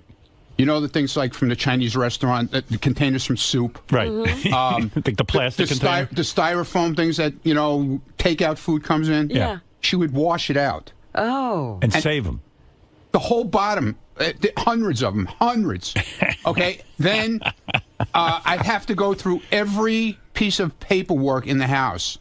She had a closet filled with paperwork from when my father had a business in 1959.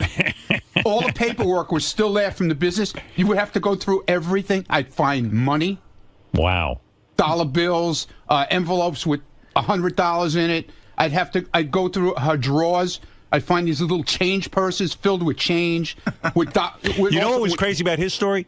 His mom got sick, so he cleaned out the entire apartment. From the time she got sick to the time she died, the whole apartment was filled up again. All over again. All over again. Because I cleaned it out once when she had her heart surgery. She had heart surgery when she was 75. So like 77, something like that. So you went in and cleaned it out. I went when she was in the house. She was living at my house to recuperate. How long did it take? Was she mad at you when you cleaned up the first time? She got pissed off at me when she went home. And a lot of the paperwork stuff was missing. I just took everything and hauled it out. And didn't she enjoy having free space and neat? No, nothing. She was angry. And then it's hell for them. My old bedroom that where I lived when I lived there was filled with like the boxes, like he was talking about. Yeah. Where what are you going to use all these boxes for? Like she'd give us gifts at Christmas time. And she'd take the boxes home. That's right. My mother said, you got to give me the box back. Right. That's a true story. She put them back in the room. Right. And they were all there. And then she would go shopping. Right. And she'd buy shirts for me from, Macy's. Macy's. She'd buy stuff for the kids. She'd buy everything. And never opened it. Like, in case she needed it for something. She'd have a gift. She had a gift. That's true. My mother had a part of the house. This is weird because it always freaked my friends out. Like, I'd come over with, say you were my friend. Right. I'd come over. My mom started to talk to you. And she liked you. She'd go, excuse me for a minute. She'd go lock her door. I could hear her lock the door. And I'd hear her rummaging through stuff. Right. And she'd come out with a gift, an unopened gift. Like Why did she lock the door? Because that's the funniest thing too. Because we lived in a house the size of my thumb. Right. I knew where everything was. My mother used to hide money in the radiator, like you could pull the thing down, and I would hear her open and close it. And I said, Mom, don't lock the door. I know where you're hiding everything. But she would bring you out a gift. Could be a shirt that was still, but the shirt could have been 20 years old, but still in the wrapper. So Matt, let me get to you. This is Matt Paxton. He's on Hoarders, and as bad as these guys' mothers are, they got worse people on this show. But Matt, Matt is one of these guys who figured out, all right, no one wants to clean up a hoarder's home because it's disgusting. So Matt started his business. You originally worked on your own, right? You weren't on TV. You started I've been cleaning up old ladies. All these stories you just told, that's what I do. I work with families to go in and clean it out. And the guy that was talking about finding the money, man, every single book, every single cookie holder, I mean, we found $13,000 in change in a lady's house at the time. So how did you start this business? You started a business, or you said, look, I see that nobody wants to clean up hoarders' homes because it's really gross. Well, I wish it was that cool. I was broke. I'd been a bit of a bender, about a 3-year bender, and was starting over and was living on a buddy's couch, and I was just trying to eat and pay rent. Right. And I realized no one would clean this stuff up, so I said, well, if no one will do it, I'll see if someone will pay me to do it. So you get paid a fortune to go in and literally just, put on rubber gloves and clean through hoarders' homes. Yeah, but now it's, dead cats, recycled adult diapers. I mean, it's not... We're not sorting through papers to find change anymore. And it's probably, how many people work for you in this company? Sometimes we're 6 guys. We've been as many as 50, depending on the job. And a lot of times you hire like ex-cons and stuff because most people will not get involved in this kind of dirty work. Yeah, but you got to have someone that's been knocked down that gets the mental state. And so for me, I prefer ex-cons and recovering addicts. So if I send you to a home of a hoarder, what would you charge me? I mean, an average size, middle-income home. What does it cost to go in there and clean? Starts about at $15,000 now. Right. 15,000. Yeah. Oh yeah. Well, here's why. Listen to this statistic. Matt once had to dispose of 45,000 pounds of human feces from a home. 45. What? Listen to me. 45,000 pounds. Where do they keep that? Yeah, how does that happen, Matt? Usually it starts in the bathroom. The toilet gets full, then the bathtub gets full, then the hallway gets full, then the living room gets full, and they just start and they get embarrassed, and it becomes kind of I better cover this up. But the intent, which you guys said earlier, they absolutely believe they're going to clean it up tomorrow. Right. They truly believe that. So the guys, you're telling me the plumbing is off? Plumbing's been gone for years by the time I get there. Wow. And I guess they never feel that they want to call in a plumber because at first they start to they're like embarrassed, and then they shit once you start shitting in the tub, you're like, well, I don't want to bring anybody in. Yeah, I always say, think about the first time you decided to crap in your living room. That's one thing. But by like the 500th time, you're pretty committed to this lifestyle. Can you remember has this happened to you more than once where there's thousands of pounds of feces in the house? Every week now, man. Every week? 5 years of my life, every week. I'm in full biohazard now. And so you go in a hazmat suit and the whole thing? Oh, yeah. I mean, literally, you would not believe in every single building in New York City, in every single neighborhood around the country, there's one of these houses, and it's a toxic dump. I mean, it's unbelievable the stuff we're finding in there. And when you meet these people, like specifically the people who shit in their, have 45,000 pounds of feces in their home, do they seem like normal people? No, they're like Gary's mom. They're lovely women. They're nice people. Right. That have had a rough go at some point in their life. It might be 10, 15 years ago. Something triggered it. And I've got to not only clean up the poop, but I've got to also give this lady a hug and act like it's no big deal. Right, because you don't want to embarrass her. No, my guy, if I embarrass her, I'm out. She'll kick me out, and I'm the last person that's going to help her. When they call you, do they confess, or they just say, look, I saw you on TV. I need a company to come in and clean my home. Or do they come clean on the phone and say, listen, I've been shitting in my house for the last 10 years? No. Normally, either a family member will call me, or they'll get called in from the show, or an APS worker, Adult Protective Services, will say, we're kicking them out tomorrow. Right. So they're not calling you. It's always someone else. Maybe 1 out of 100 they'll call. Usually it's someone that loves them. And is there... They've given up. They don't know what to do. And is it like what Ronnie and Gary are describing, that when you come in to clean, they're livid because even though you're removing shit from their home, they're not grateful in a way. They're like, please, just leave the shit in there. Yeah, I mean, it becomes a wall of safety. They're removed from the rest of the world, and it's really a wall of judgment. They don't want to be judged. They don't want to be made fun of. So, they, believe it or not, that stuff protects them. What is what is the smell like? Or maybe you never get to smell it because you're in a. No, I'm pretty used to it. It's a very citrusy urine smell. Oh, it's not. It doesn't even smell like shit anymore. No, urine will knock out. You don't even smell shit. Really? Where are they urinating? With the shit? 2-liter bottles. In 2-liter bottles. Oh, and then they cap it, the bottle? They cap it, yeah. We call them plumber bombs. Oh, my God. I mean, it's... We enjoy it, though. For us, we're all recovering addicts, so, like, we need something nasty to get us off. Yeah, this keeps you straight, huh? This keeps us totally clean and sober because we get grossed out, and we really enjoy that, and we get that every week. I would think it would be the opposite. Like, you come home and go, I've just seen the worst of humanity. I need to get high. It doesn't matter. It's all meaningless. Tie me off. I mean, when you've hit rock bottom yourself, you kind of have to laugh to get out of it. And so now for us, if we find, if we don't see 200 cats, we don't think it's funny. Are you a millionaire from this business? I mean, getting $20,000 a house seems to me like you might be a very wealthy man. No, I mean, I'm doing all right. I have a house now. I have children that I can afford. I'm comfortable. It's a pretty cool thing. But I get paid to help people, which is a pretty awesome thing. Matt once found 200 dead cats in a home, and they were wet. So when he tried to pick them up, they just came apart. Yeah, that was a rough one. Do you ever throw up when you see that kind of thing? I don't, man. The only thing that gets me is I had a kitten crawl out of a pile of human waste one time. And that was a bit much for me. And then the smells, the textures really, like the food they were talking about. When those cans explode, he's exactly right. The cans from 20, 30 years ago will pop open, and you'll see textures and smells that you've never seen What before. do you mean a kitten crawled out of human feces? In other words, the cat was trapped in the feces? He was living underneath the feces and she crawled through it. Oh, my God. So how did the cat survive? Did they feed the cat or did they eat the shit? Dude, people don't realize cats are survivalists, man. They are so tough. Like, they'll live through anything. People will quit before a cat quits. Wow. Oh, it's so sad. Now, when you say, going back to what you said before, you found $13,000 in cash inside a giant rat's nest in a house. Yeah, 8-foot rat's nest in Oakland. And how's the money get in there? Well, we found out that week that rats don't eat money. We didn't. It's the only thing they don't shred apart. We didn't know that. Why is that? I guess it's the glaze on the money. I don't know. They're not interested in it. But we didn't know if there were cats. We didn't know if there were rats or not in this nest. So it was about a 6-foot-high, 8-foot-wide rat's nest, and we can see all the holes where the rats are going in and out. But we can also see money all over the place. Now, when you see that's a dangerous thing because those rats can carry disease. Yeah, in Oakland too. They're big. That's like New York rats. Yeah, they're the size of dogs. Some of them. Yeah, they're a good sized cat. Absolutely. Yeah. When you're cleaning out, do they come and bite you and try to attack you? Well, that one they didn't in that one. But we were going inch by inch. We didn't know if they would. So the fear of them coming out. Turns out they had given up and left years ago too.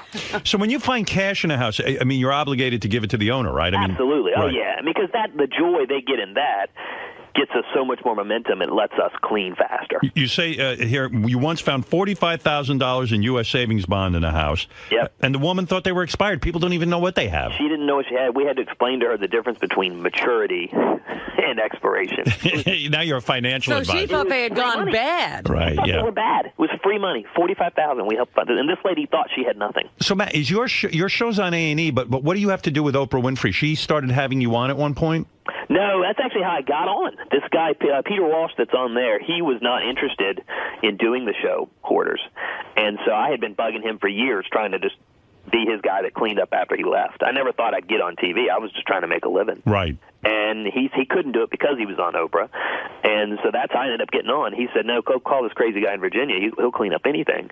And they were literally just looking for messy houses to clean. And I just happened to get picked up. I got that one chance. They gave me about 10 minutes. So because you're on TV, do you get more money in a sense because you're a celebrity house cleaner? Yeah, crazy enough, I am. It's weird. I mean, I'm like the most popular trash guy in America. And why did they start putting you on TV? Because they found that the cleanup was just as interesting as meeting the people? I think they realized it was more than trash, and that's really what I bring to the table. I mean, to me, this is about people. We all are different. We all are fear of rejection. We're all, we all have fear of judgment. We're all trying to find self-worth, and that's really what hoarding is about. And I'm able to break it down to I'm not an educated man. I'm a recovering addict that just got lucky. How old a guy are you? I'm young. I'm 36. I'm still very young. When you have to, up early. But when you have to clear up 45,000 pounds of shit, and by the way, I'm trying to figure out how much is the average bowel movement? A pound? Yeah. It just depends on the person. I mean, how many years would it take you to build up 45,000 pounds of At shit? least 10 years. Yeah, that's the number you want. I mean, it's 10 years of 3 or 4 times a day. Where do you bring it, though? Like, where can you dump that? That you can't even take to the dump, and that's what's really challenged us. We now, everything has to be destroyed as, like, medical waste because it's too messy for the city dump. So what do you do with medical waste? Where does that go? That has to actually go to, it's like a crematorium, and it actually has to be incinerated. Oh, my goodness. Cow. I mean, a lot of the houses, we had a house the other day, there's no way to save it. It has to be destroyed. And so it was more of a recovery situation. So that place was so bad, you couldn't clean it. Could not salvage it. You had to tear it down. Just burn it down. But it was so messy, we couldn't tear it down. We actually had to burn it. Is that more than one person shitting in the house, or was just the one person? No, it's one person. Wow. 10 years. I mean, you got 3 or 4 times a day, 10 years, every day, day by day. Are hot girls ever hoarders, or is it always just like very vile-looking people? I think they started. A lot of them start as hot girls. I mean, it's a fine wine. You can't be a good hoarder overnight. It takes 10, 15, 20 years. Tell the story, Matt. He cleared a house of a guy into kiddie porn, but the guy called you, right? Yeah, and this was not on A&E. I want to make sure they always ask me to make sure clear this. This one was on our personal job. Okay. But we went out, and this guy, the family called us. He was having he had heart disease, and he was going to die. And the family wanted to send him home so he could have hospice. So we were going and thinking, oh, this poor sweet guy. Yeah. Well, we get there and we start realizing, wow, this is some interesting toys. This is some interesting pornography. And the deeper we got, we started finding some Polaroids, some really aggressive stuff, and it was all child pornography. Wow. And so we're like, what do we do here? So we called a buddy of mine as a cop, and he's like, well, actually, you have to report this. So we called the guy. Guy ends up going to jail for 3 years. He gets out of jail, fills the house up again, because we actually did clean it, and he calls us again and says, hey, can you come clean my house again? And we had just sent the guy to jail for 3 years. And yet he wasn't... Who else you gonna call? He wasn't angry. One thing about those kiddie porn guys, they're very forgiving. Yeah. So you clean his house, you find kiddie porn, you report him to the police, he goes to jail, he comes back home, he says, hey, you guys were pretty good at cleaning, come on back. But you didn't find any more kiddie porn there. Well, I told him to fuck off. I mean, we're not going to... Oh, you didn't go. You didn't want that job. I mean, I hire all ex-cons. My morality gauge is pretty wide open. I've guys that murder people on my team, but I will not work with a child pornographer, period. I mean, that's the one thing I won't touch. That's the worst. Yeah. Well, is the worst thing you ever found a dead body in a house? I did find a dead body. The smell is unique. You'll never get that out of your head. For me... What's that smell like? Does it smell like shit? No. If you haven't smelt it, I mean, you can't even get it out of you. You end up shaving your head and your eyebrows because you just can't get the smell off your body. You're saying if a body decomposes and you get the smell on you, you shave your head and your eyebrows? I did. Yeah, I shaved my head because I couldn't get it was like, that old trick where you wipe poo under someone's nose at camp and the guy, all he smells is poo. Well, it's kind of like, I mean, that's all you smell once you find a dead body. That's the worst. That was probably the worst for me. How long had the body been in there? Well, that was when we were doing foreclosures in downtown D.C. Oh. Just knocking down doors of foreclosures for the banks. And so that's why the person wasn't paying. He wasn't actually delinquent. He had a good excuse. Yeah, he had a good excuse. How long had he been in there? Do you have any idea? It had to at least have been 120 days. Wow. We wouldn't have been in there. We wouldn't have gotten the work order. That was awful because he had killed himself and he was just laying on a chair. So the mental, and what that gets to is the mental stuff that we deal with. We're not just picking up trash. We're finding really horrible. Do you find it hard to sleep at night, or do any of you guys get like post-traumatic stress syndrome? The abusive ones, the ones like you'll have hoarders that are so protective of their stuff that they'll scream at you and hit you, and the abusive hoarders, they're the ones that give you the post-traumatic. You had a hoarder try to hit you to keep you from taking all their shit out of their house. Yeah, I had a 70-year-old lady swing at me, which was pretty funny. Anybody make contact? I did. An 80-year-old guy, actually, we found out he had been beating his wife, and we called him on it, and he got really angry with us and tried to bully us, and he connected pretty square on my jaw. He punched you in the face? Yeah. You're a pretty tough guy. What were you in prison for? I didn't go to prison. I had a gambling addiction, man. I actually worked for Caesar's Palace.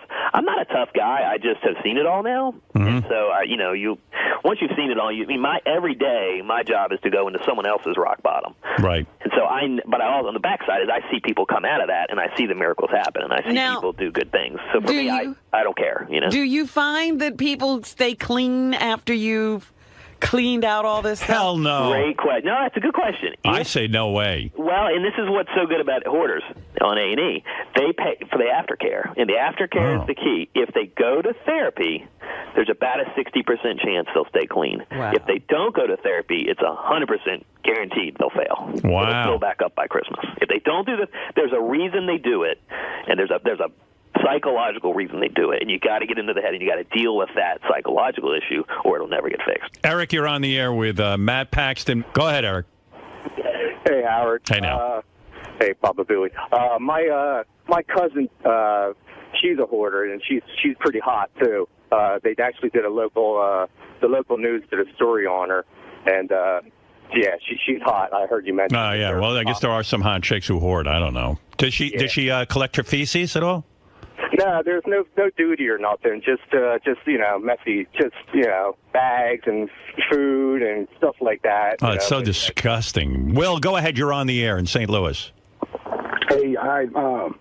My name's Will, and I think I worked with you, Mr. Paxton, out of St. Louis. Did a job here for the TV show Hoarders. Yes, you did.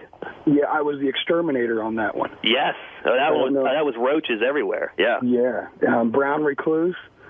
What is it too? I imagine there's tons of bugs when you finally get to the bottom of the like if somebody collects bags and stuff. That's where bugs collect, right?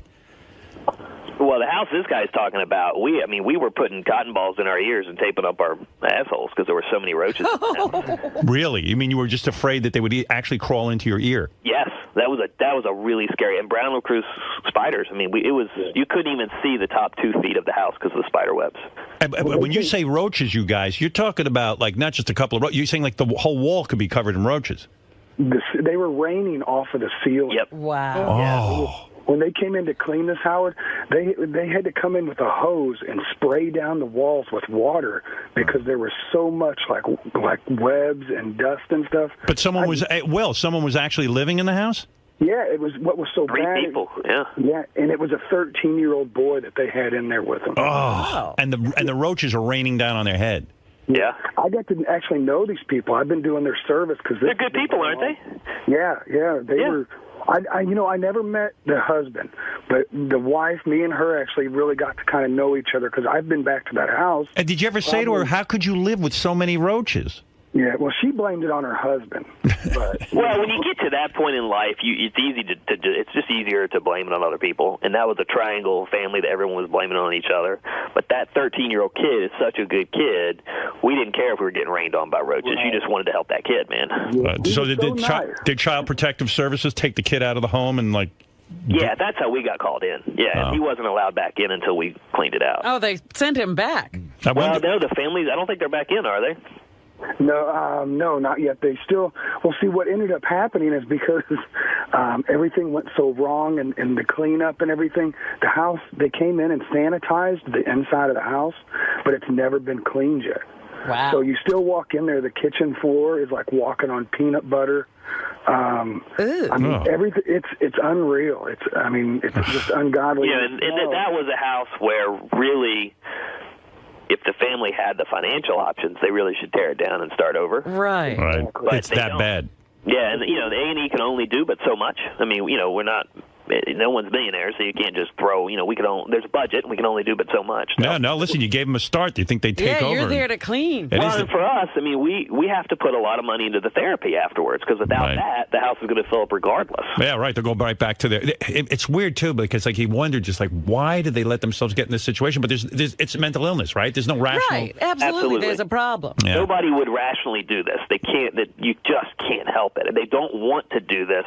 They're good people. It starts started off with one bad decision. Right. But you think there may be one person like that. Yeah, right. This is a whole It's an epidemic, series. evidently. Yeah. There's Hey, millions, and the show blew the doors off it. Now there's a ton of shows about it, which is great because I always say it's like it's the next alcoholism. I mean, in the 50s, people were like, it was so embarrassing to say your uncle was an alcoholic. Now you say my uncle's in AA, and you're like, good for him. It's a big deal. Yeah, it takes I guess it takes some of the secrecy out of it. Yeah. But you know what I always say, it starts with just one shit in the tub, and then you're hooked. The first time you do that, just realize. I heard that, I tell you. Yeah. Hey, Will in St. Louis, thanks for the call. Are you coming over to America's Got Talent?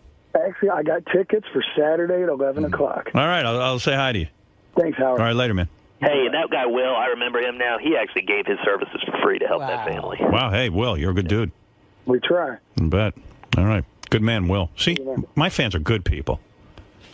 I'm learning there's good people everywhere. You just got to give them opportunities to be good. Right.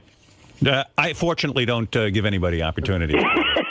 Well, you know what? This will change my life. You're giving a lot of people awareness. Take one last call, Matt. I've held on to you long enough, but let me. You got to get back to cleaning. But Yeah, Kirk, I mean, I wonder how bad you have to be to make it on the TV show. yeah, I know. Any big job today, Matt? You going out anywhere? No, I'm home all week. We start filming again next week. For us, Robin, the people, if the saddest thing is most of the time I'll go into a house now and I have to tell them that their house isn't messy enough for me to clean it. When you hire ex-cons to work for you, how do you know which ones you can trust? We go through a program that they've been sober for 2 years.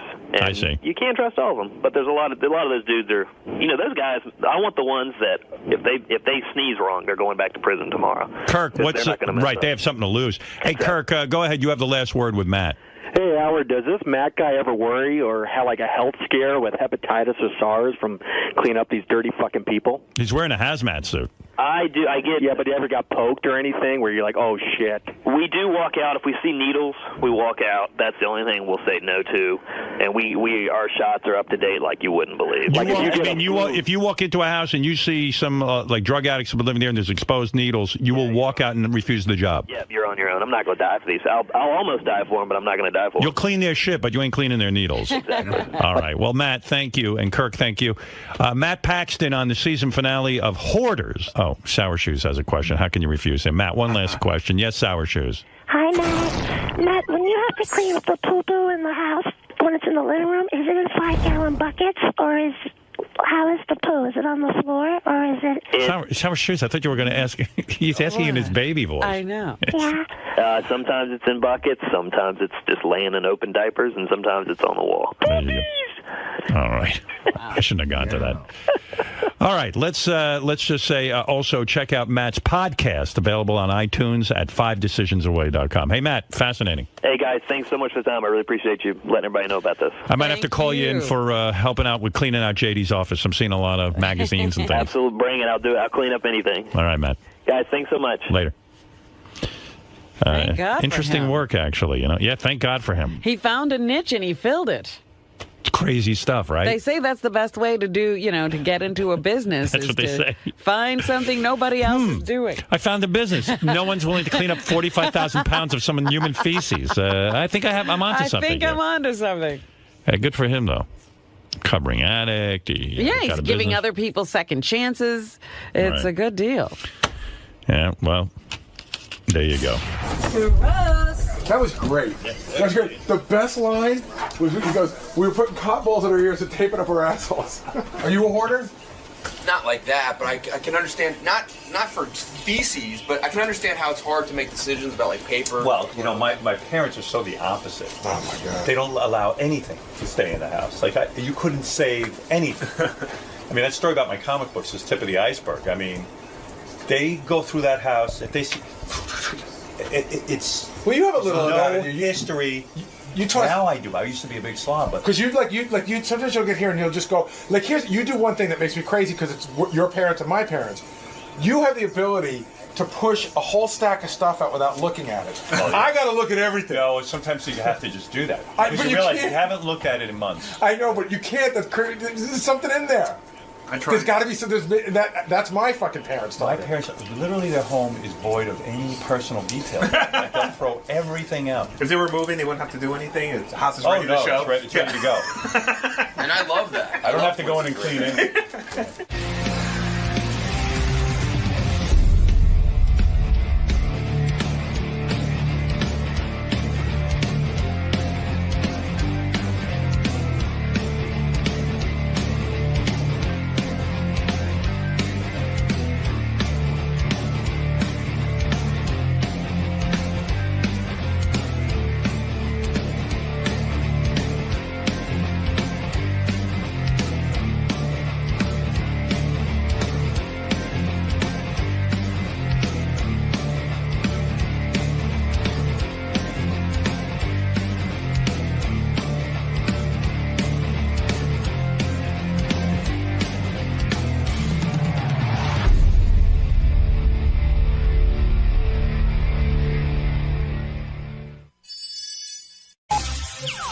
This is the best of the wrap-up show. A recap and behind-the-scenes look with John Hyde and Gary Dell'Abate.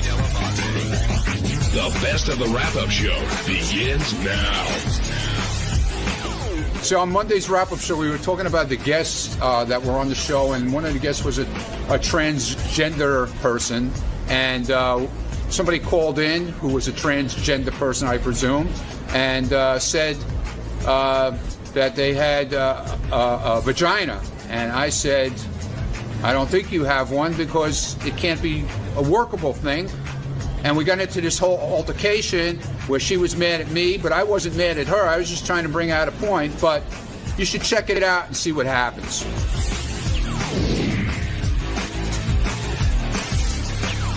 Now we're going to move on to Raji, who came in, who is transgendered and has cement in her face and in her ass. And that was a tough story. I mean, I felt really bad for her. Well, when you heard her explanation, though, about the doctor who did it, basically did the same thing and was also transgendered, I guess there was some kind of level of trust there. Yeah, the other thing I think I got out of this whole thing, taking away transgender and all that other stuff, if something's way cheaper than it should be, there's probably a reason why. Yeah, you get what you pay for in a lot of cases. Did you know that tranny was an offensive term? That's what ISIS was saying. Really? I didn't know that. What do I know? Are you going to stop using it?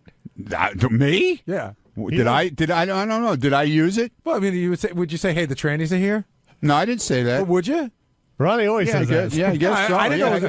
I guess. Yeah, I guess I would. I'm still on the fence about whether I'm stopping using it or not. Yeah. So what did you think of Raji and ISIS today? ISIS came in late.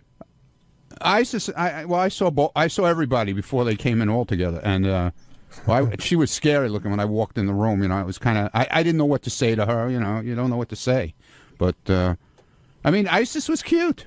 You know, what can you say? It's like I was talking to one of the guys out here. I won't mention who it was, and he said, on a good night with a few drinks, you would never know what you were doing. Well, the question I was asking around the office, and I'd like to try to get an answer. ISIS is, for all intents and purposes, a woman now. Right, she has a fake vagina. So if you marry ISIS, does that make you gay? It's the same silence I got from everybody else. If you're legally, you're gay, and dealing... technically, I think you're definitely committing a gay act. I think, but it depends if your desire for her is as a woman. Then you're not. I don't think. Yeah, but what would be the difference if you didn't know that she had the operation? That's what I'm saying. And you met her in a bar and you tried to pick her up, and then found out she had a cock. Well, if you, it's still the same difference. You're still going out with a guy. No, that's what I'm saying. Technically, it's a gay act. She's got a fake hole there it's now. Technically a gay act, but I think if someone desires her because they think she's a woman or think he's a woman, then they're doing it for a heterosexual reason. Yeah, but still, I mean, it's a gay act. I agree with you. But there's nothing wrong with it if that's what you're into. I don't think so either. How is it a gay act if she's a woman now? Well, I mean, like if a man rapes you, you had a homosexual act, right? Yeah. Yes. But you didn't desire it. What I'm saying is that, is she a woman now? She's had the full sex change operation. Is she a woman, or is she a woman that used to be a man, which we know to be to me, she's still a tranny. But she's got all the working parts of a woman. No, they don't really work. Now you know that. Now stop it. How do you know that? They don't work. Experience? No, they don't work. How could they work? How could you say they don't work? Do you know that for a fact? Dude, remember when somebody, I forget who it was, explained how the operation actually works? Yeah, it's not, dude. It's still a guy. I think it's nice to treat her as she wants to be treated, as a woman. However, every cell in her body is a male. I just think it's my favorite part. That's actually wrong. Uh-oh. Wrong. Okay, who's this? This is Diane in New Jersey. Yes, what was your original name, Diane? How you guys doing? It's kind of ironic that the first time I actually finally get through, and after listening since I don't know the early '80s, it's to criticize. Diane, were you born a woman? No, I was not. But there's just it's really kind of ironic that so many Howard and you guys are also gay and lesbian friendly, and you seem to really know your stuff. But when it comes to trans people, you are like completely clueless. Well, I mean, how are we first clueless? off, it's not a gay act. Okay, number one. Okay, I've been married to my husband. It's going to be 10 years now. He dated exclusively, women that were born women. All before that, and when we have sex, like he puts his penis in my vagina. So I don't see how that could be seen as gay. Well, I think Diane, Ronnie says that there's no way your parts can work. Right. Well, your vagina used to be. Ronnie doesn't have my parts. I have my parts, and they work. But work how? In other words, you don't feel it. I'm sorry. There's no way. Yeah, I feel it. Believe me. Yeah. Maybe Well, you how feel. would you not feel it? Maybe you feel the pressure of it going in. No. There's no way you feel the same thing a girl feels. I'm sorry. It's impossible. Oh, please. How is it impossible? I've heard doctors talk about this stuff, dude. Come on now. Hey, Diane. Yeah. How would you, in a short sense, define a gay act? Two men or two women doing something together. So sexually. A lot of people would technically consider you biologically a man. Right. In other words, Diane, if you were going to the Olympics, say, and it had to scrape your cells, would your cells come up as a woman or a man? Well, chromosomally, they're male, but everything else is female. I mean, here's the thing: you're getting hung up on like one thing. I mean, do you go around testing the chromosomes of every person that you've ever met? Actually, look, Diane, I'm not knocking you at all. I don't, whatever turns everybody on, it's fine with me. It doesn't bother me. It's not even. No, I'm not talking. I'm just trying to bring something out. Listen to your voice right now. Yeah. You do not sound like a woman. I'm sorry. Well, that's because I'm sorry. you knew that before you. That's because. Oh no! As soon as you got on the phone, I knew when he said hi, I knew you were a guy. Diane, I got to go with Ronnie on this one. It says on the board, it says Diane from New Jersey, and it says Howard Stern supports gays but gets weird around transsexuals. So I thought we were talking to a woman. The reason I asked you were you born a woman was because I did hear it in your voice. Here's the question: do you like popping pimples on your husband's back? I'm sorry, John. I didn't. What was the question? It's okay. Go ahead. Say what you're going to say, Diane. The reason is, of course, you had that specter raised in your mind. I can tell you honestly, I'm on the phone, normally all the time. Never, ever does anyone ever say sir or mister or anything like that. It just doesn't happen. And this is, I'm talking. It's been. I mean, I transitioned over a dozen years ago.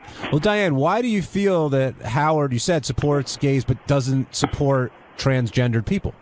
Well, because he doesn't know. I mean, he gets like really weirded out, and he uses the wrong terms. He doesn't understand the difference. You guys were just saying before, you don't even understand like why tranny is offensive, or like you get an idiot like Ronnie there that thinks he knows how my parts work. Hey, we're getting towards the show. First of all, I don't know why you're calling me an idiot. I didn't insult you. I'm trying to talk to you in a nice way, and now you're calling me an idiot. Okay? We had what's her name? What's his name comes up here? What's her? Our old friend, the one who got Siobhan. Okay?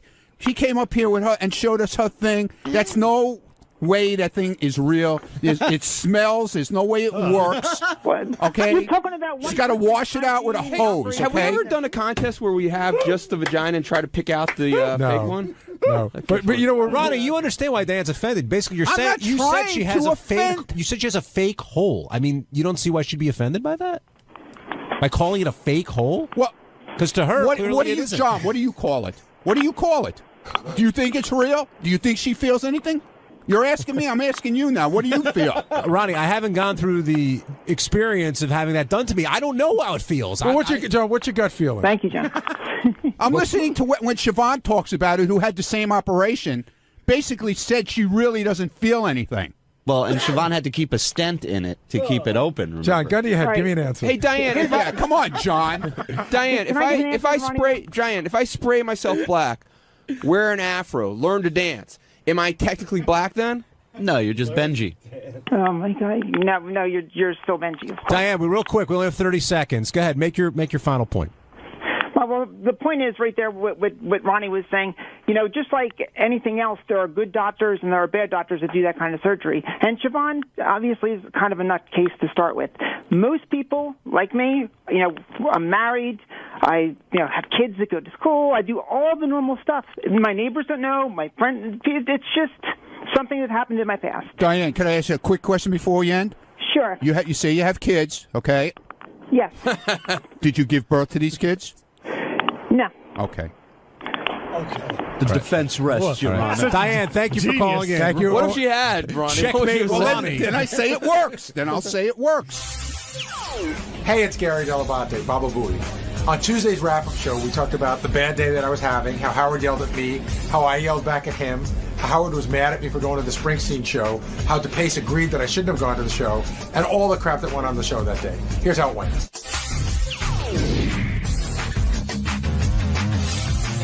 Gary, you were, I don't know, today was your day. You and Howard were really at odds from the get-go, and I wonder, first of all, did you think you were being cantankerous at all, or do you think that Howard was all over you?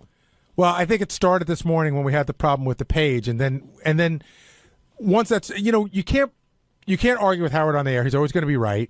I never get to present my side, so the audience thinks I'm stupid. Then you get a bunch of emails from you, you're a fucking moron, and all that other stuff. But when he said later on in the show, are you on edge? Listen, if you've ever had a fight with your wife and you haven't sort of rectified it, it's 2 hours later, you're still on edge. So that carried over, the stuff that happened, because Howard can't see orange, that carried over until later in the show. Yeah, and then, the whole, the whole condescending, the condescending attitude in general is probably what gets under my skin. But, Gary, it's almost like the way he was to me today was if I was a woman, oh, Gary, you must be on your period. You know what I mean? It was like that condescending. Well, did you think it was that way from the page stuff or later on with the tickets? Later on. But even in the page stuff, it got condescending. Gary, here's what I would do. Here's how you recognize colors. And here's what if you have a dog, and this is what you do. And, he starts talking to me like I'm in third grade. So you had more of an issue with his tone than you did with what he was, the subject matter. Oh, yeah. Exactly. And were you able to remedy the situation? Is the color... We were able to identify the problem. Now getting it fixed is the next issue. And is it insulting when he says to you, well, why don't you talk to Jeff Schick? Why don't you talk to someone else? Like, he was insinuating that you weren't exploring the problem. You were saying, yeah, it's a problem. We got to deal with it.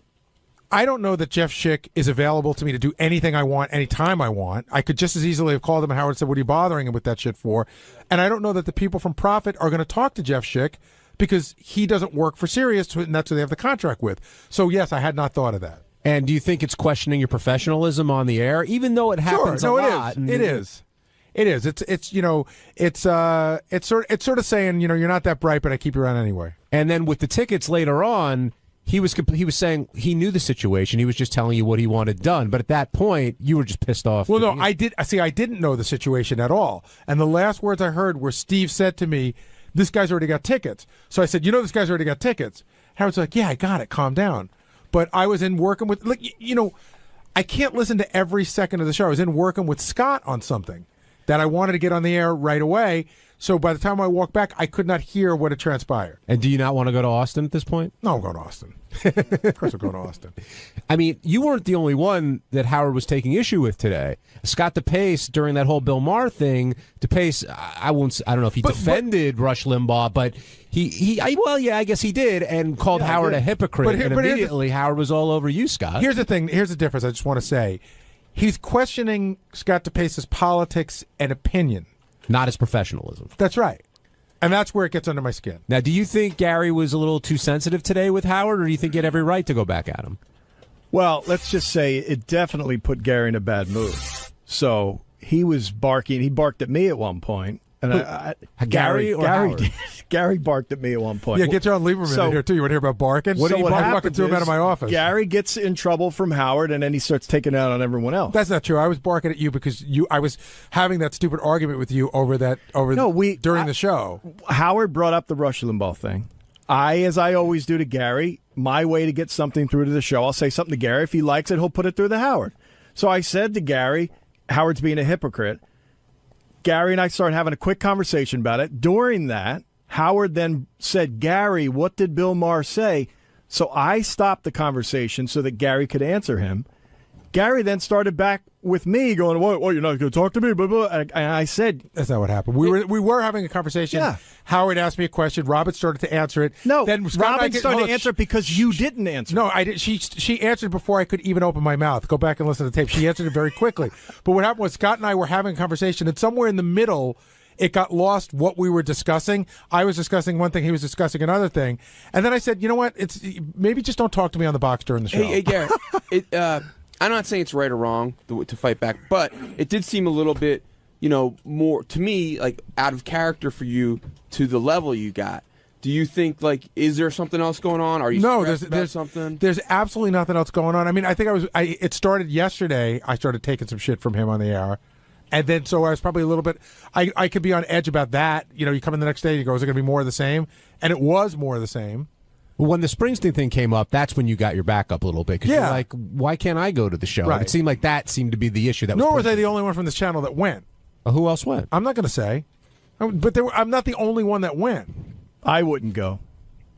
I wouldn't go because I wouldn't get a ticket. But you weren't invited. What if it were? I put it all in perspective. What if it was Pink Floyd, or Dave Matthews? Honestly, I was surprised that you went. Were you? Just because I know how if I had went, it would be a little different. But hold on, but if you're Howard's right hand man. If Howard was so against the concert, then why did he give away tickets?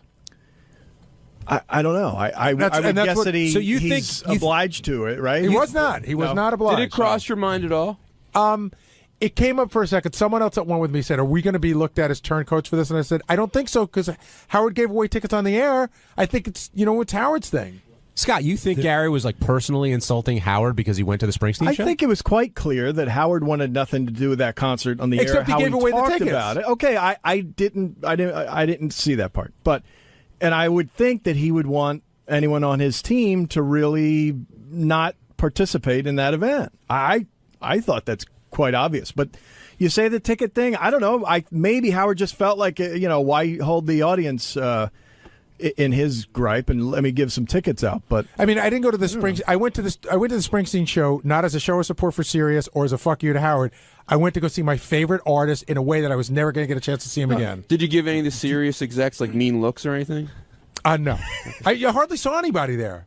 I mean, saw a couple of executives, but it wasn't like you went in, you saw a couple people. I'm not saying this at all to say you're a bad person, or I just think maybe you made the wrong call. But I don't. I mean, your allegiance is clearly with Howard. I think that's pretty obvious. But I think one question is, Gary, do you think Howard carried those feelings over from yesterday about you going to Springsteen to his criticism of you today?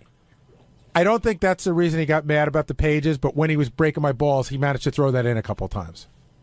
Jay in Boston, you're on the wrap-up show. Hey, guys, how's it going? Good. Good. I was just wanting to say that it's very clear over the radio that Howard is bullshit at Gary about going to the concert. What do you mean? I feel like Howard feels backstabbed by him. And you think that's why all this stuff's coming up lately? I definitely do. And, Gary, how many times have you seen Springsteen? 700? And you couldn't sit this one out? I've seen him about 50 or 60 times, but if this was Madison Square Garden, I probably wouldn't have gone, but it was a way to see him that I've never seen him in my life. Probably never will again. Luis in New Mexico, you're on the wrap-up show. Hello. Hey, Luis. Hey, Gary, I'm a big fan, first-time caller. By chance, maybe you got into it with somebody on the staff? Because when you guys... When Howard was busting your balls, it kind of seemed like somebody had control of that switchboard. Because after he started hollering at you, it went back to, I guess, was it orange? When it was white? No. I know what you're saying. We identified an issue. Nobody was fucking with me. It is a problem. It's a bug in the system that we found. Why don't you put a number on it? If that said 24, and you can say, Howard, it's number 24. I don't. It's so easy. Why have something that's 24 subjective? isn't that easy to identify? When you get 50 numbers, it's as hard to find as it is in colors. If you drop it in a slot and you know it's in slot 24. But where's slot 24? There's 48 slots on a page. It's not that easy to find. Well, it's like anything. No, like an X and a Y. There's 18,000 ways to do it, but if there were one row that had 10 and then the next 10, I think Howard can put 2 and 2 together. And it just seems like it's not subjective. A number is not subjective like a color is. But that wasn't the issue today. That's right. Yeah, it was. It was about a color. They were going back and forth. It had nothing to do with how complex the system was or not. JD actually pointed out the glitch, which surprised me and got Gary snapped at me a little bit when I was asking Gary, what is your reaction to the fact that JD identified the glitch, not the Prophet people? And that was the first time Gary snapped at me. I thought that was a dumbass question. The reason why... No, and I'll tell you why, because the Prophet people weren't here. How could... In other words, anybody... Hold on a second, John. Anybody that could have worked on it hadn't even been called yet. So what your response was, anybody who knows the profit system would have been able to identify it, but you didn't. JD did. No, I said what you that said. anybody who is working with the system that knows how to look for that stuff hadn't looked at it yet. So I don't know what the big surprise was. Yeah, cool. JD found it. He figured it out. That's all I was but asking you were making it sound like, am I shocked that JD found it when a guy that works at the profit system couldn't find it? That's why I took it. I thought it was a dumb question. As a reporter, they had just gotten into it. Then there was a break. So I asked Gary the question. I said, Gary, what do you expect from Howard during this break? And he goes, fuck you. Get out of my face. I've been doing this 30 years. I worked during the break. I didn't say I've been doing this 30 years. I did. I was pissed at him. I was just plain annoyed that he was following me at that point. Were you surprised Gary reacted this way to you? I was surprised at the fuck you. It was a legitimate question, and I thought Gary thought it wasn't. It's a legitimate question. No, it is a legitimate question. I was just pissed going in, what do you expect? And so, but look, Gary's always been very forthcoming with the news team. And secondly, he was getting it from all sides today. You had cameras in your face, microphones, all that. Here's what I will say to you, John. I still hold fast that the first question was a dumbass question, and the second question was a legitimate question, and I was pissed, and I apologize. Okay. Well, I disagree, because you keep saying we found the glitch.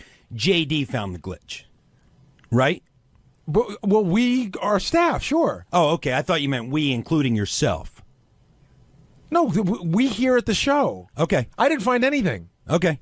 All right. I want to move on. Nor did I ever insinuate that. Okay. Thanks, John. Thanks. Who came in? John looks dissatisfied with that answer, by the way. Why are you shaking your head, John? No, I think it's a little disingenuous. Gary said a few times, we found the glitch, and I just wanted to pinpoint it, because I think a lot of people back there were surprised. JD found the glitch. Scott, the engineer, then relayed that message to Gary. That's all I was saying. Are you saying like I was taking credit for it? You insinuated that you helped find the glitch, I think. Maybe I heard wrong, but that's what I thought. Did anybody else hear that? Or I'm not picking a fight. No, I know. I just think I think you're being picky about when I say we found it. That's what I would say to Howard. And when I went in, I told Howard that JD in fact found it. I guess I was saying we when we were talking, but in the greater we. Yeah. Okay. I don't think there was anything more to it than that. I think if you ask the staff here, I think you'll find that I'm the last person on the staff to try to take credit for what somebody else did. We never do that.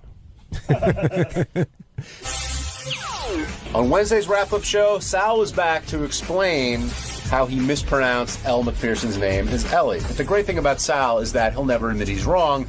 And we found out what Sal meant by why magazines talk, and it's just another fascinating insight into the mind that is Sal Governale. Not too deep, but thoroughly entertaining.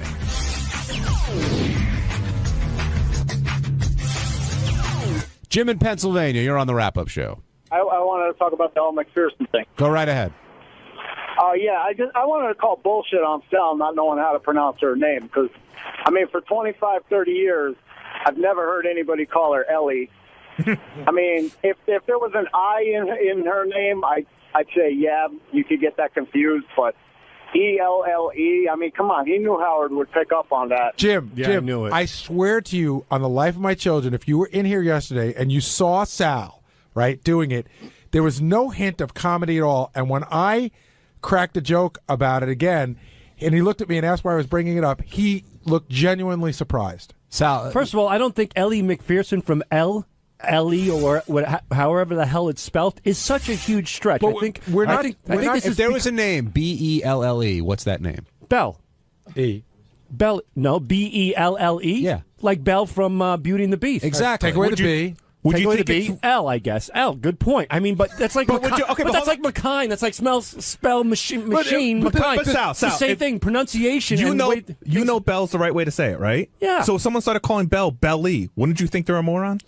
Belle to Belly, yes. L to Ellie, no. Ellie's probably a popular name. It sounds like a feminine name. Okay, here's the other thing too. I'm going to even toss out the spelling thing. I just made a mistake on a name. I'm going to toss out the spelling part of it. Okay, toss it out. She really is an iconic figure of the last 25, 30 years. Not on my radar, my friend. She's really not on my radar. I'm telling you, she really isn't. Was Cheryl Tiegs on your radar? When I was a kid, yeah. Right, okay. Ellie wasn't. I mean, Elle wasn't. she really wasn't on my radar. She's probably one of the top 5 best-known supermodels. Top 3, I would say. Yeah. Well, guess what? I'm not in that department, and maybe I was busy looking at Penthouse at the time. I know Cheryl Tiegs. I know Christy Brinkley. I know Mrs. McPherson. Howard's other point this morning was, even though she might be outside your wheelhouse, that she's been talked about here for like the last week or two. And on the show, Howard said to I'm busy. But the whole day, Howard goes, I'm busy. So, Elle, how are you doing? So, Elle, what did you do? So, Elle, when did you get married? Did you not hear that? Yes, I did. And did you think he was doing it wrong? So, Gar, how you doing? Not Gary. Gar, how you doing? I mean, that's how. And Makes again, sense now. again, I think you guys are just like you're putting me on a petri dish under a microscope, and you're really. You're just scrutinizing every little thing. It's not that big of a deal. I know you find it to be a big deal, but Elle McPherson, Elle, is not that big in my world, and I think in the entertainment spectrum as you guys are making her out to be. And everybody fucks up. Who's the drummer from? All right, he's been here 3 times. Who's the drummer? Gary, just Gary from the Foo Fighters. Well, I thought it was Dave Grohl, but it's not. It's who? Taylor, and I don't know what his last name is. All right. Taylor Hawkins. Okay. Today, Howard called him Taylor Hawks. He screwed up. He interviewed the guy 3 times. He's a popular drummer. He's in the spectrum of the entertainment industry. I don't think Taylor Hawkins is anywhere near the recognizability of Elle McPherson. But Howard did interview him 3 fucking times. Now, do you think if you brought that up to Howard's attention, he'd fight you on it and say, no, Hawks, I meant to do it on purpose. He'd say, you know what, I was wrong. I said his name wrong. I'm wrong, too, but I don't think that, not as wrong as you think I am. I'm just not as wrong. The best thing today. I'm wrong. I'm not and stupid wrong. And the reason why I didn't go to Howard to argue it is because it's Howard. I waited to do it here. A great moment today was I'm no idiot. I was waiting to go in and do my update. Well, maybe a little bit. And Sal comes over to me. He goes, I knew it was Elle. And I go, no, you didn't. And he's I knew it. And he goes, Jesus, I can't even pull that off. Like, he tried to, and Yeah. he didn't know it. It was a mistake. It was funny. But Jason's right. The issue wasn't the mistake. It was more how you fought it with Robin telling her that magazines don't talk. And, Yeah, she goes, can't you read magazines? Yeah. You can read but if I read phone on a magazine, I would phone. You know what I mean? What? No. Like, I don't know what you mean. Like, she's saying just because it's written, you should be able to announce it. Yes. If I see phone on a magazine, yes, you don't say phone, you say phone. A magazine doesn't speak. That was my point. Did Robin, you think it was called Ellie Magazine? He did. Oh, she has that magazine. That's right. That's the magazine. I didn't even know that. Now it's all coming. I've heard of the magazine, sure. What about VOGUE? That one is okay. If it's Vogue. Right. Vogue. Well, right. If a magazine could speak, you would say they would say Vogue. Otherwise you would see it as Vogue. Robin. Oh, you wouldn't. I'm saying Robin. Guys, the point I'm trying to make is that Robin's argument doesn't hold water. She's saying that it's written on the magazine. That doesn't matter. I guess now that it's a cover of a magazine and it's a popular magazine, I know what she's saying. But even then, I don't know. I know the magazine, Elle Magazine. Elle, Yeah. Anthony in Texas, you're on the wrap-up show. Hey, what's going on, guys? What's up, Anthony? Hey, first of all, happy birthday, Gary. Thank you. I'm talking about what's the name, Sal. I've heard of Elle McPherson before, but she's not somebody, on somebody's radar like you would a Christy Brinkley or something like that. I mean, I grew up with Jay. I don't know. It just, you don't really think about her. I mean. Yeah, but Anthony, Anthony, you said her name. It's Elle McPherson. Yeah, not Ellie McPherson.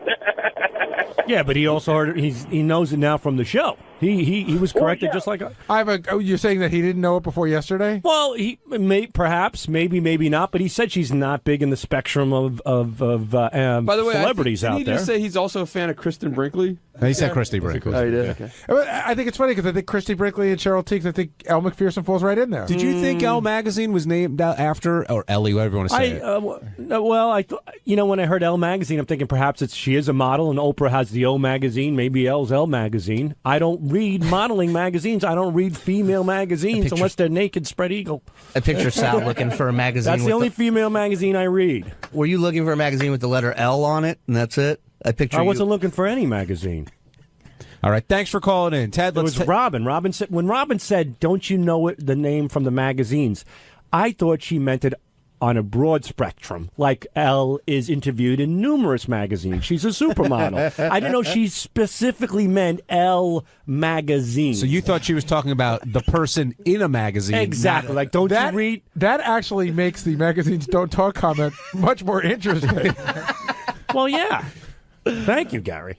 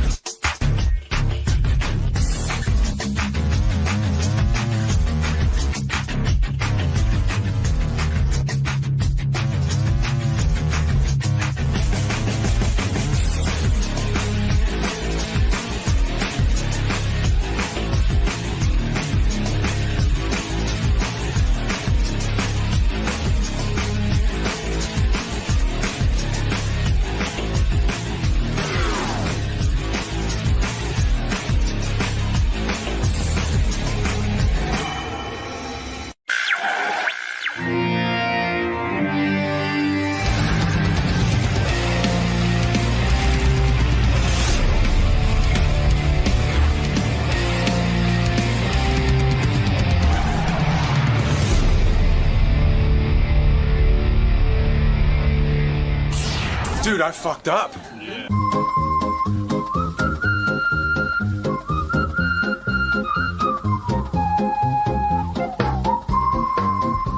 They're on the line right now. The security desk. Was she booked for today? I had no idea.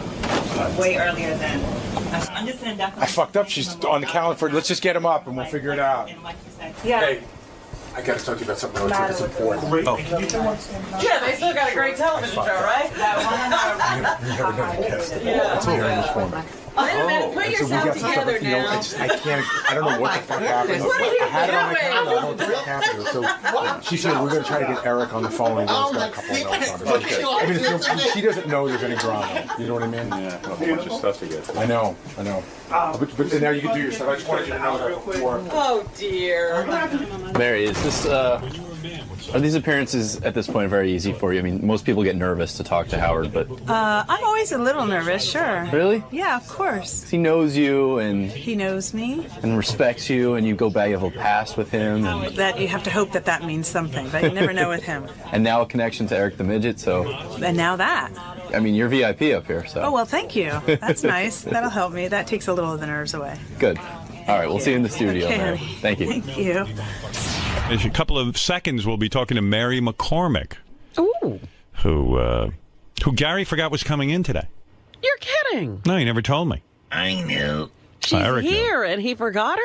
He did. He came in. He goes, "Wolf, I forgot Mary." Sorry, they're talking about He forgot to pull the call. He Gary forgot you were Mary coming in phone. today. Yeah, he's out of it. What's going on? What an asshole you are.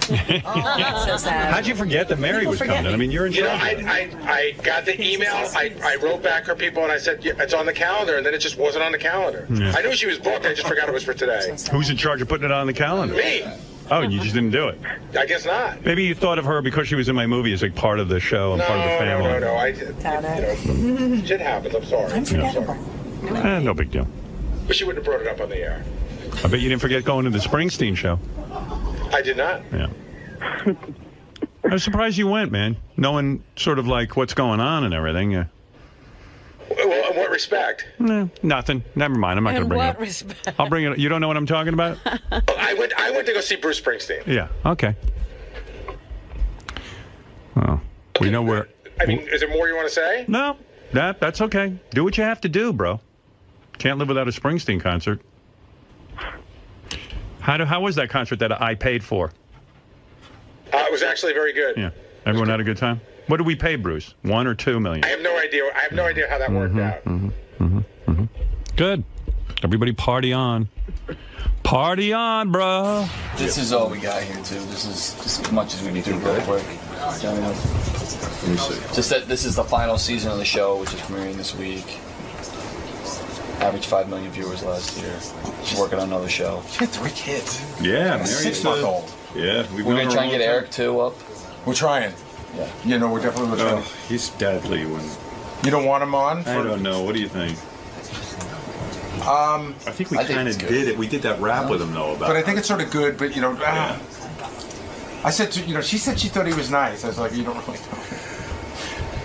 All right, so tell Steve we can find an angle on her. Mary McCormick is, what is she? Oh, she's promoting In Plain Sight, of course. Of course. What the hell happened with that show? What? It comes and goes. They have a season. I thought it was a big hit show. Why is it ending? They probably had, a 5-year run or something? Mary, be honest with me. Hi, Mary. Hey there. So beautiful, Mary McCormick. Look at her. Lovely. Just had a kid and she's already lovely. I'm on my way. Good for you. What are you doing? Fighting my way back. When you're an actress and you have a baby, there's a mad dash to get back in shape. Yeah, right? Sure. So what are you doing to get in shape? Pilates? I'm not doing Pilates. Yeah. I'm running. Are you running? How many miles a day? Oh, I don't do more than 3. I don't have a lot of time. I do work sort of long days when I'm shooting. And you're eating or no? I'm eating. I have to eat. I don't eat a ton though. When I'm working, I have to sort of remind myself to eat. How much weight do you gain when you're pregnant? I gain a lot. I'm pretty serious about it. I think maybe because I'm an actress. I think I'm a big girl anyway. I mean, I think I definitely sort of can gain weight. Well, you're tall. Pretty easily. Well, you're sweet. But how much weight do you gain? Geez. Did you go up what did you go up to? Oh, I was at 2.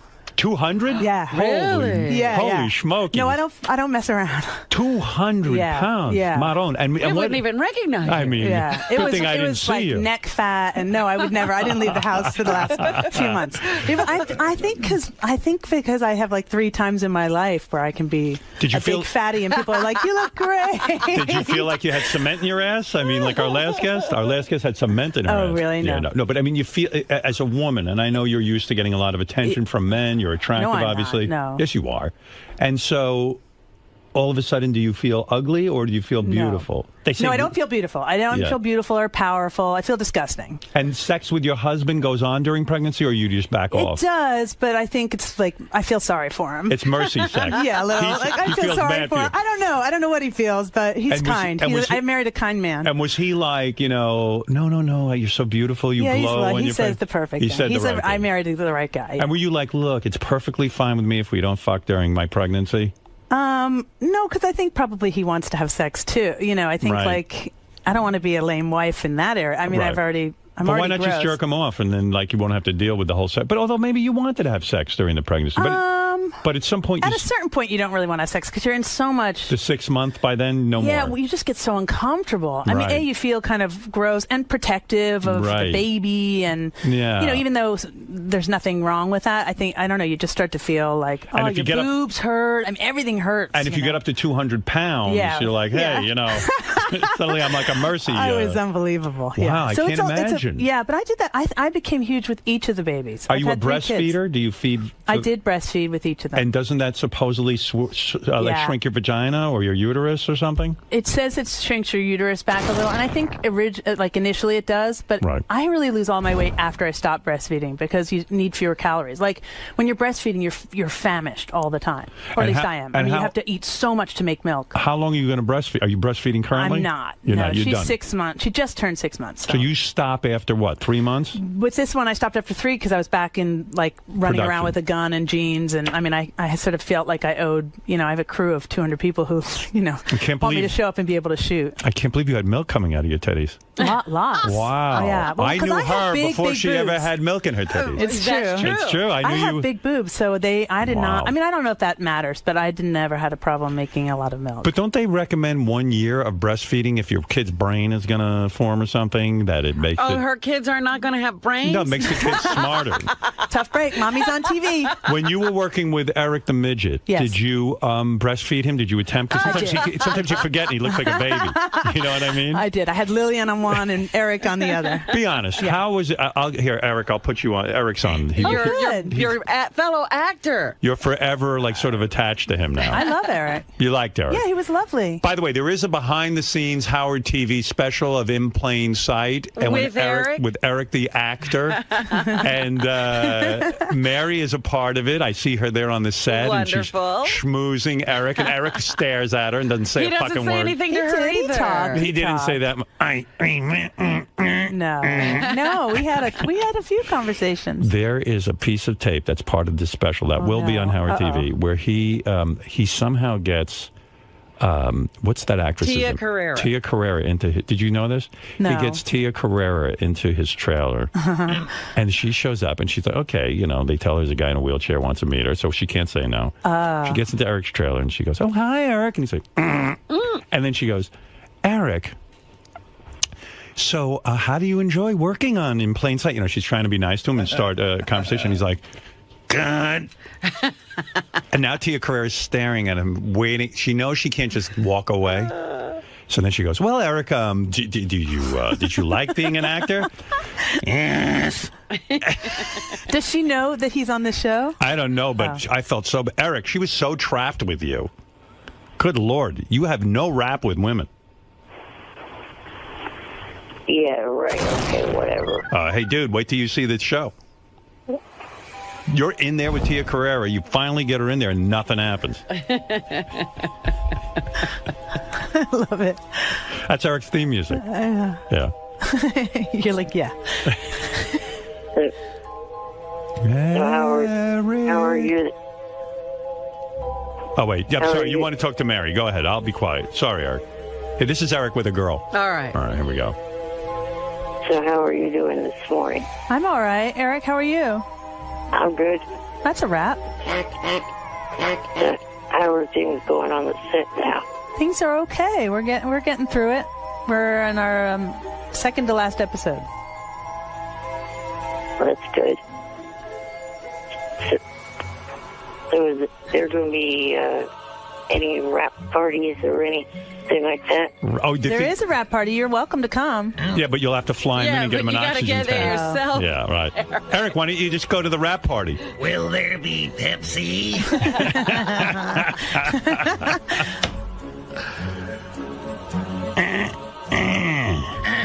Eric was at the America's Got Talent taping in San Francisco. Yes, he was.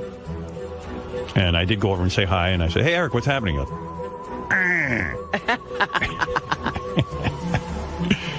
but it was hard to talk. There was a lot of noise. A lot of noise in the room, huh?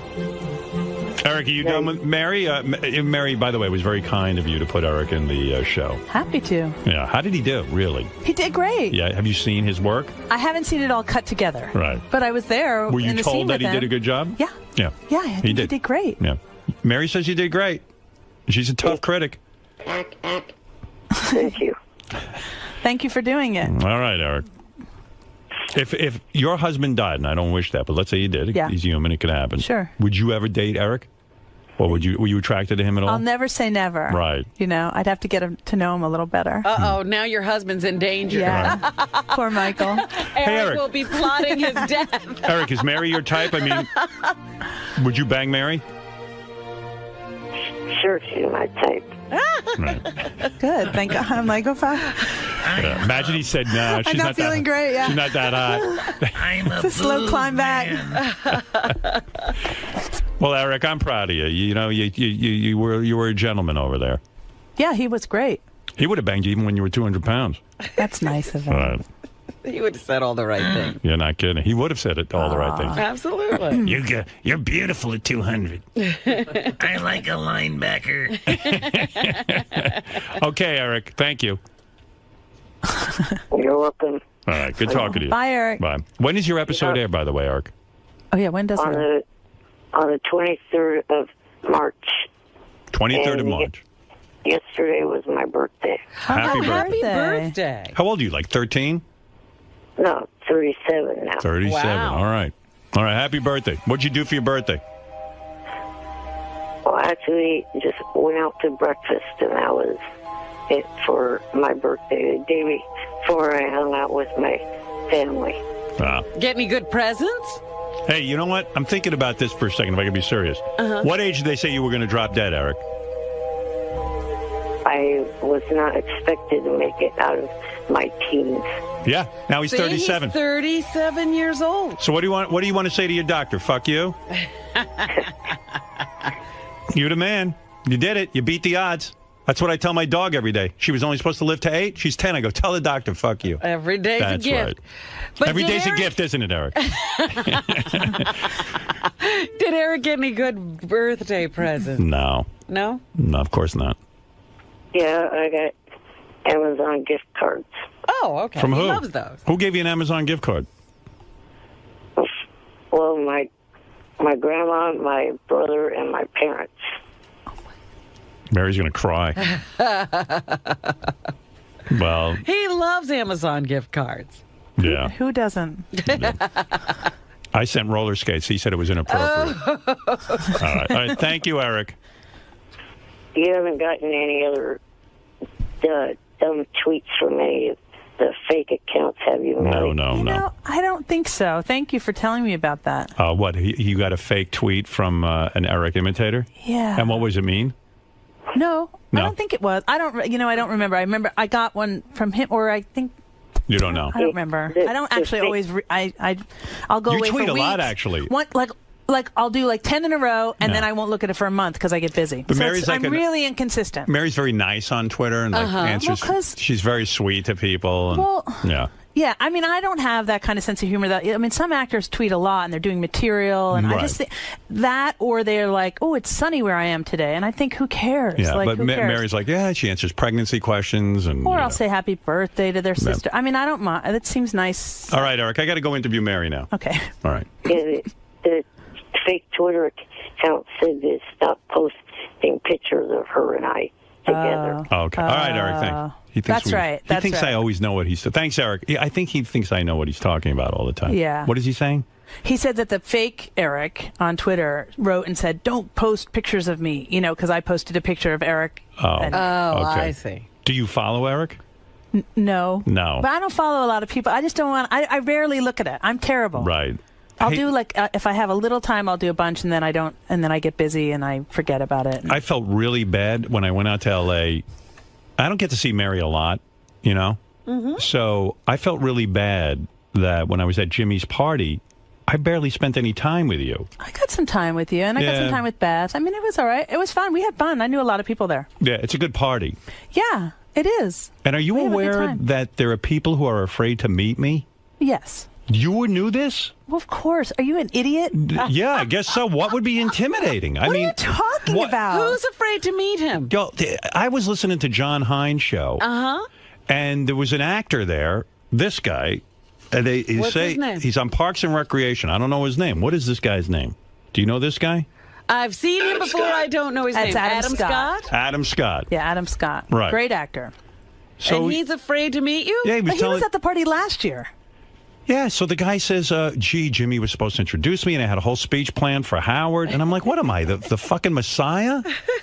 I mean, honest to God. I mean, what is that? And so the guy But came... people are fans of the show, but and the I guy think it's hard came to up- meet someone when you're a big fan. But why wouldn't you walk up and just say, "Hey, I'm a fan of the show. My You're name is at the my party name." No, you even. say you Right. say, "My name is Adam Scott. I'm an actor on Parks and Recreation, and I like to say hello to you and meet you." And I'd say, "Hey, Adam, what's happened?" I mean, what is this? All of a Yeah. sudden, people are afraid to meet me. All of a sudden. All of a sudden, what is it about me? Yeah, he doesn't hear the Well, what is reputation it? he You has. tell Well, Robin, you tell me, him. Mary. What is no, it? Robin, you tell him. No, Mary, what is Well, it? I don't know, because I didn't know you as. I mean, you've always been sweet to me, so Right. I'm not. I don't have those feelings. But I think people, I mean, it can be a tough room. It can be a tough interview.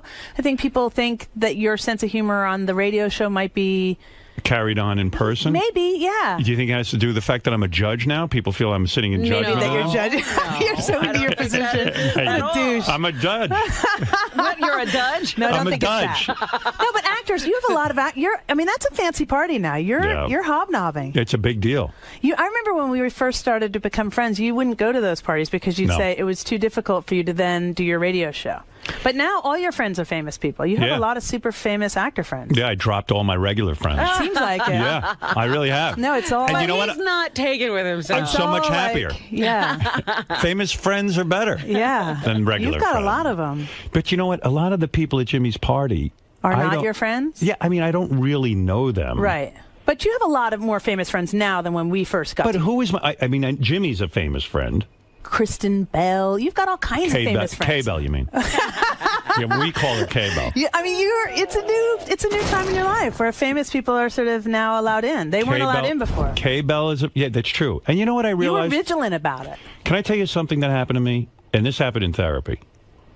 I said, for so long, I've actually kept myself isolated.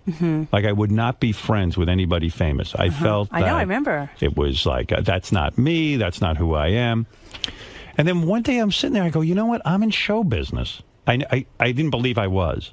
And then I said, I am in show business. And whenever I get to meet somebody who's famous and they start to talk about what it's like for them, I feel that we have something in common that we can talk about. And it's very interesting to me to hear Jimmy talk about his job, or to hear, when we became friends, to hear you talk about acting and being on a set. And I found that I said, why shouldn't I have some famous friends? So it's not that I socialize a lot anyway. But I became friends with you, and my life was better for it. So, yeah, so why shouldn't I have some famous friends? I'm not really famous, but... Well, you are. I mean, you're on a show. But why is the show ending? Did the ratings go down? No, our ratings are really good. I think, I mean, I don't know, I'd have to ask the USA folks that, but I think, shows get more expensive as they go on in years, and, a lot more. Are you sad? Don't give me the PR answer. No, I'll give you the real answer. Sad? I'm not sad because I feel so tired. I'm so tired from the work, and also having 3 kids. Yeah, I think I should be around more than I'm around right now. I know I should. Will you bring the kids to the set? They come to the set, but they're kids, so they have school and they have lessons and they have So do they go to school in New Mexico? Both. They go both places. They get pulled out. Weird. It's not good. Yeah. I mean, ultimately. Are they sad when they leave New Mexico friends and then have to go to LA friends? I think they're so used to it, which is like, I think they're so used to it, like just going back and forth. Do you regret having a 3rd kid? No. You're happy about it? She's so sweet. Wasn't it an accident? No. This was planned. Yeah. And when you go on talk shows... More than planned. I mean, she was mixed in a dish. When you go on talk shows... Oh, she was? Yeah. Oh, you mean you couldn't get knocked up the regular way? No, I tried.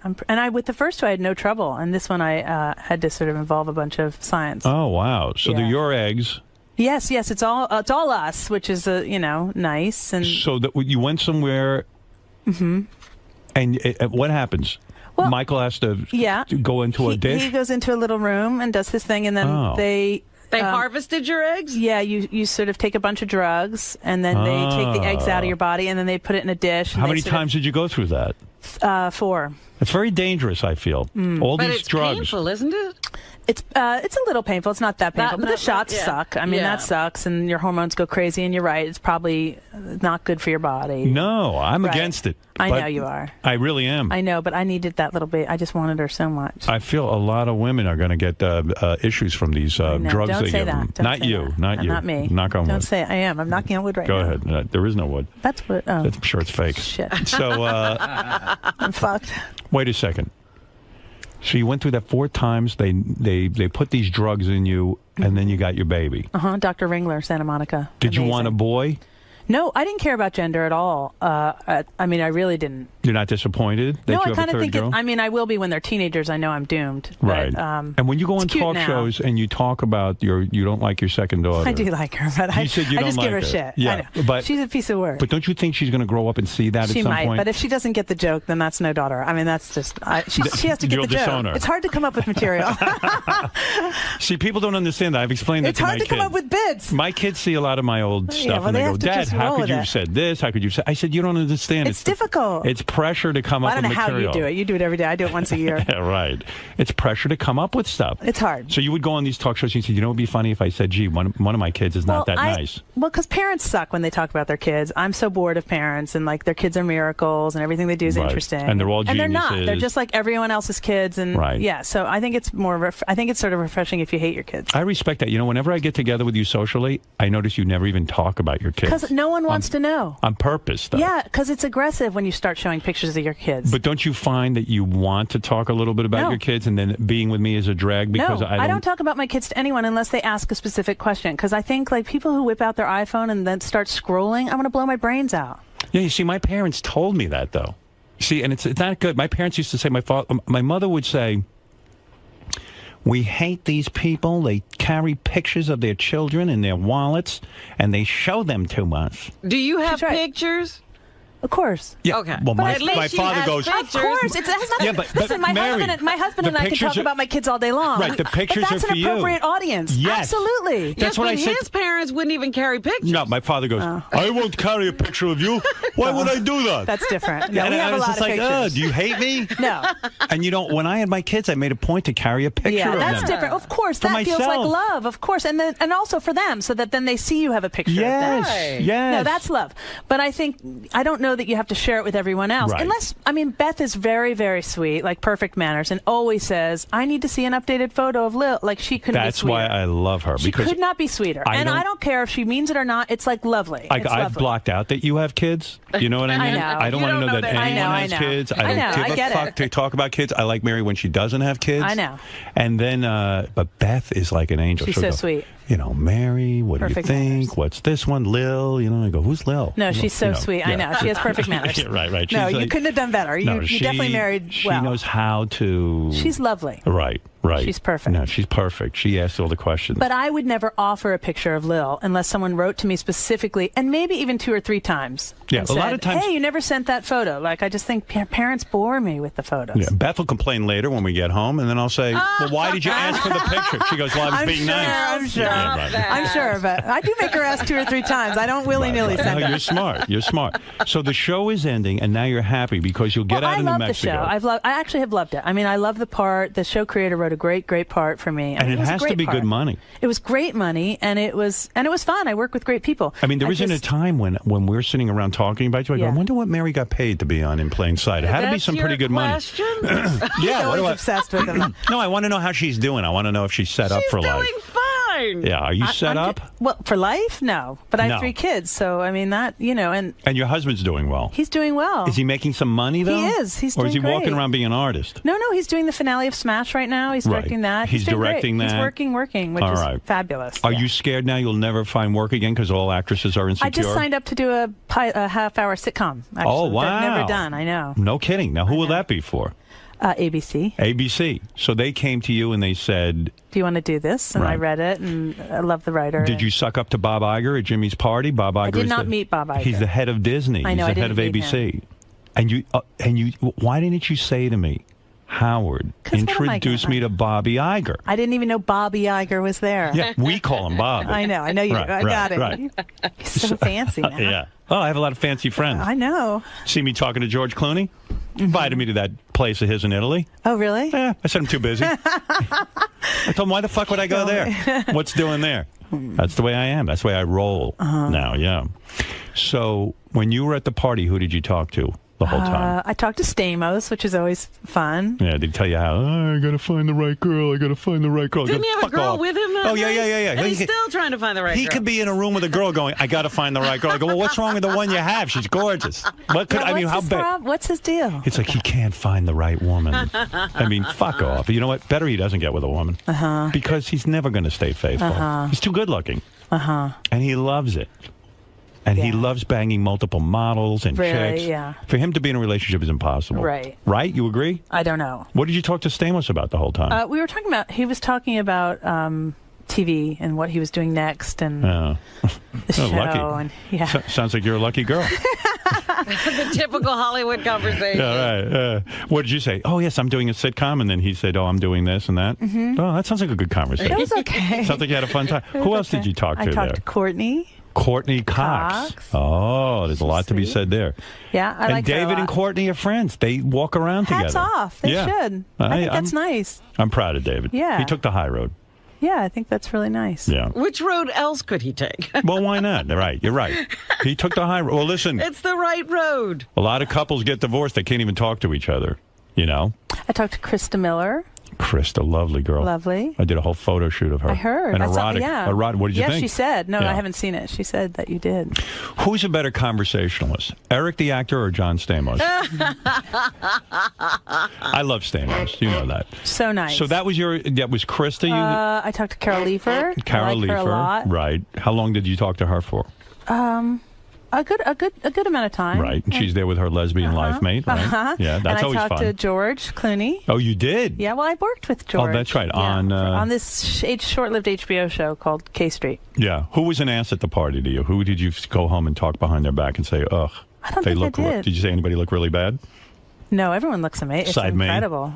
That's, Yeah, but I felt that's a bad. pretty good-looking group. See, I went home. Yeah, no kidding. I think I went home and was like, oh, I got to pull my crap together. Jimmy takes pictures at the party and then sends them yeah? to me. And he goes, if there's any you don't like, I'll get rid of them. So I look at myself standing next to George Clooney, and like David Arquette's a good-looking guy, and this one, and Mary's husband's a good-looking guy, and it's like you know So what? all these pictures are bad. Yeah, I look shitty in every picture. Yeah, I I wouldn't really want to do. see any of those. Oh my God! And I just go, look, leave me out of those fucking pictures, would you? He goes, surely you must like one of them, but I don't. I don't like the way I look. No, I don't like the way I look. Yeah, well, you know, you look good, believe me. Well, anyway, look, the show is In plain sight. It premieres this Friday night at 10 o'clock on USA. This is the last season because it's too expensive to make. Right. And I have a baby in this season because they had to write my pregnancy in last season. So this season I have a baby. So you got a gun, a baby. Yeah. And when we shoot the baby days, we have like 8 babies on set. They That's just realistic They as just you- keep taking them out. A pregnant woman who shoots people. That's right. That's right. You know, that would have been a great part for Eric, being the baby. Oh. Why didn't you make him the baby? He could be one of the 8 babies. That would Yeah. be great. All of a sudden, like, you know, Same T-shirt. They're all dressed the same. why don't you guys hire me as a writer? I could come up with some stuff. Let's You're go welcome. to Jim. Jim, good morning. You're on the air. Hi, Mary. How you doing this morning? Okay, thanks. I wanted to ask you a question. Have you ever had a orgasm doing a love scene? No. What about the ones you did with me? I had it then. I had forgotten. Yeah. Yeah, I'd Mary forgotten. even says her best acting job was Private Parts. It definitely was my most fun I've ever had. Yeah. I don't know why it was so much fun. I mean, I would imagine all these sets are fun. You know, wherever I go, it's fun. You know why? Because on this America's Got Talent, the whole crew walks around and goes, now it's fun working here. Yeah. So I think it's me. It probably is you. I do think you set a tone. You're the missing link. But I you don't were nice understand. to the crew. You made jokes. I mean, I think it was a nice work environment. But what I do is I go out and I do America's Got Talent, and then I walk into my dressing room and I lock myself in there until the next taping. I don't know why I'd be I know. fun. You probably make jokes between setups, and you make I fun don't. of yourself. And I don't. I don't know why I'm fun. You're the same mess you are here. Yeah. I mean, I'm so not fun. People seem to have fun when I'm around. You know, I don't know why. They feel like they're having fun. I don't know. We had fun, but Betty Thomas was fun. Yeah, I mean, the whole, yeah. the whole I mean, set it was fun. Okay. It was fun for me. Yeah. But I was also really young, and it was a huge job, and you I were took nice you- to me. I took you and under my wing You and- did. It was fun. And it's warm under that wing. It is warm, a little sweaty. That's right. Colin, you're on the air.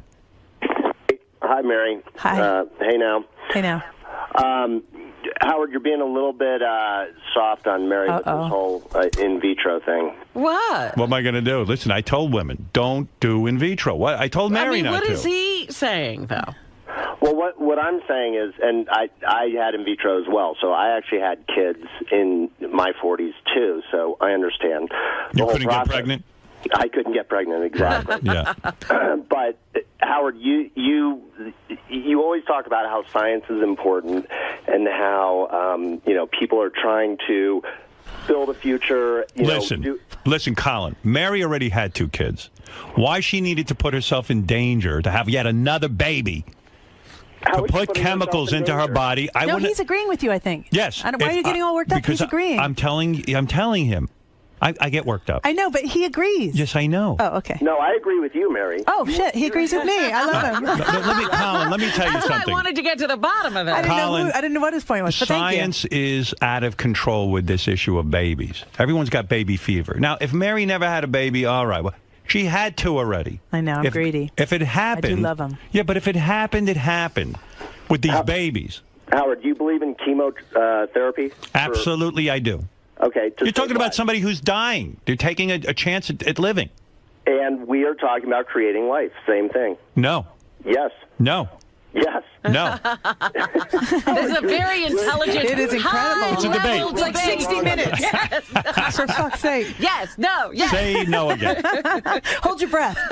We need it 2 more times. Mary, you need to give them the business a little I know. bit. No. You can't change his It's mind. wrong. I mean, it's fine. wrong. Yeah. Not that. Listen, Mary has a beautiful new baby. She's gorgeous. Good for her. Yeah. Listen, to each his own. Right. Live and let live. I mean, I But if probably Mary would have been gets crazy cancer, without that baby. If Mary gets cancer and dies, I'm not going to the funeral because I told her. You wouldn't come anyway. I would. No, you but not now. You know what? You were going to make the stupid monkey's excuse. The family wouldn't want it. Right. If you were to come to Mary's funeral. I see, right. Yeah, the family doesn't want me there. It would just You don't be want- too much if I came. I'd be there going, I told Mary not to do that.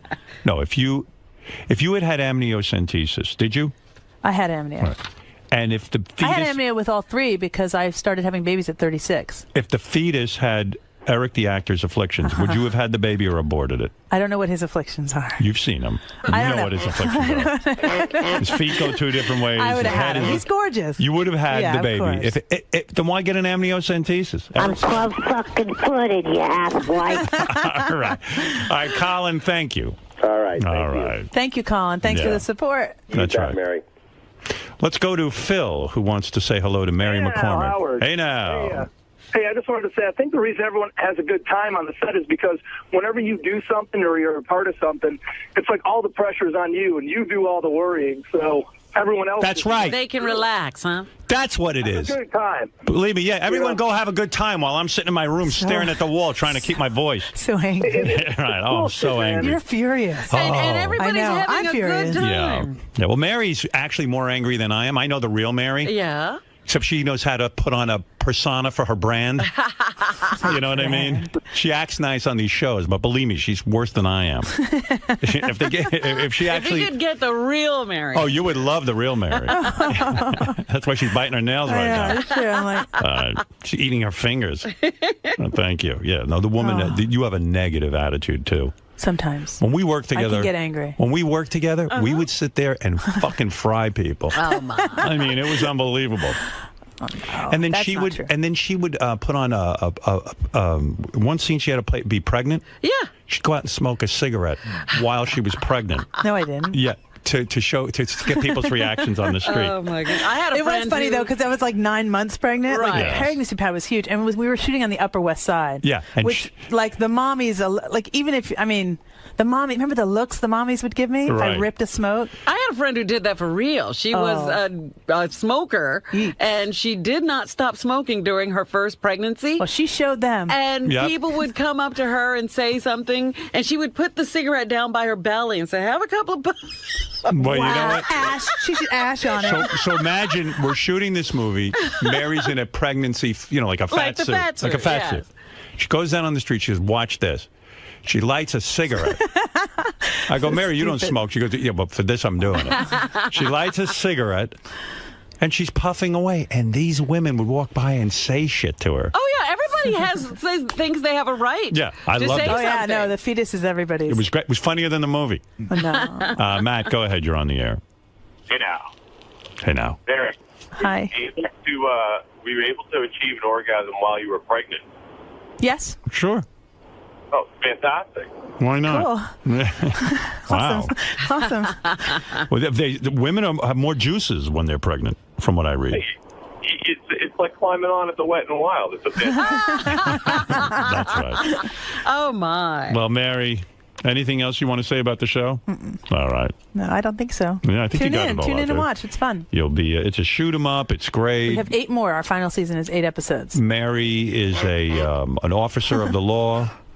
What do they call that? I'm a U.S. Marshal. U.S. And Marshal. the show's about witness protection. Right, and she takes these people and gives them a new life. Yeah. And, And then tries hide to 'em. keep them on the straight and narrow and That's keep them right. from getting killed. And they're Yeah. usually sort of, Go ahead, Rick. Hey, thanks, King. Mary, were you spanked growing up, and do you like to have your ass spanked now? I was not spanked growing up. But I yes mean, to now, right? Well, sure. Do you allow your husband to spank you? No, I think No. I would laugh if someone tried Yeah, to spank Mary's not that type of girl where you could spank her and I then don't try think not so. comment on it. I don't think so. Yeah, you can't get into it. I don't know. Spanking? No, I don't think so. If I was in bed with you, I wouldn't spank you. No. Like, I wouldn't spank Robin. There's certain No. women you don't spank. Right. Yeah. I don't right. think so. And yeah, no. Mary, what's your kingpin? My kink pin? No, what's your Your thing? kink- What is What's your your thing in kink? bed? I was He like, wants huh? to know what your kinky thing is. Oh. Is there anything kinky about you? I think I'm pretty old fashioned. Well, you're a Sorry. Catholic girl. I mean, Yeah. there's certain rules to that. Yeah. Her kink is in vitro. Yeah, that's where I get it really Yeah. hot. That's it. That's as kinky as she gets. Ooh, the cells are dividing. What she likes to do is extract your sperm, mix them outside of her body I and do. with her eggs, and then put them back into That's her. right. How fucking wild is that? All right. Listen, Mary, we could talk all day about Jimmy's party. But there's a lot to say.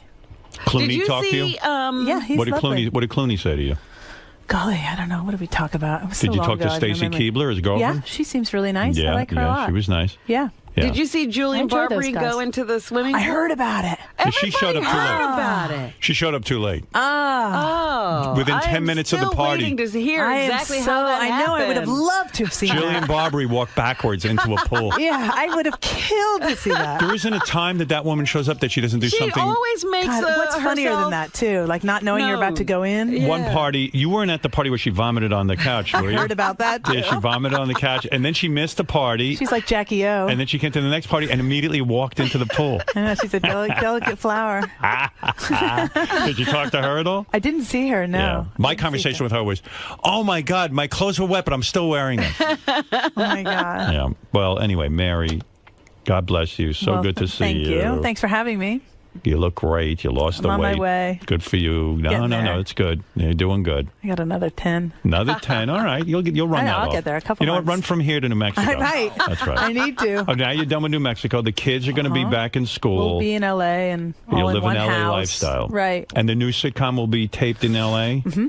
Right, the pilot. Mm-hmm. The pilot will be in LA. And then if it goes, it would be in LA. And now your kids will grow up in LA. I guess for now. I mean, Right. I make a living there, so I should stay put. No, you don't have to apologize. It's Yeah. fine. A lot of Yeah, people do I like it. It's okay. I like LA. Yeah, right. We'll be back right after these words. Thank you. Thank you. That was fun. Yeah, that right? was fun. God, these guys are everywhere. Hi. Wait, your husband is really into photography. He's getting into it. Yeah, my headphones. Yeah, he's really into photography. Hi. Mary. Hi. You're so entangled in this show. Even Eric the Midget has an obsession with you or loves you, and you're involved in his life somewhat. Right. What's your take on this whole Eric the Midget character? I mean, he's very polarizing.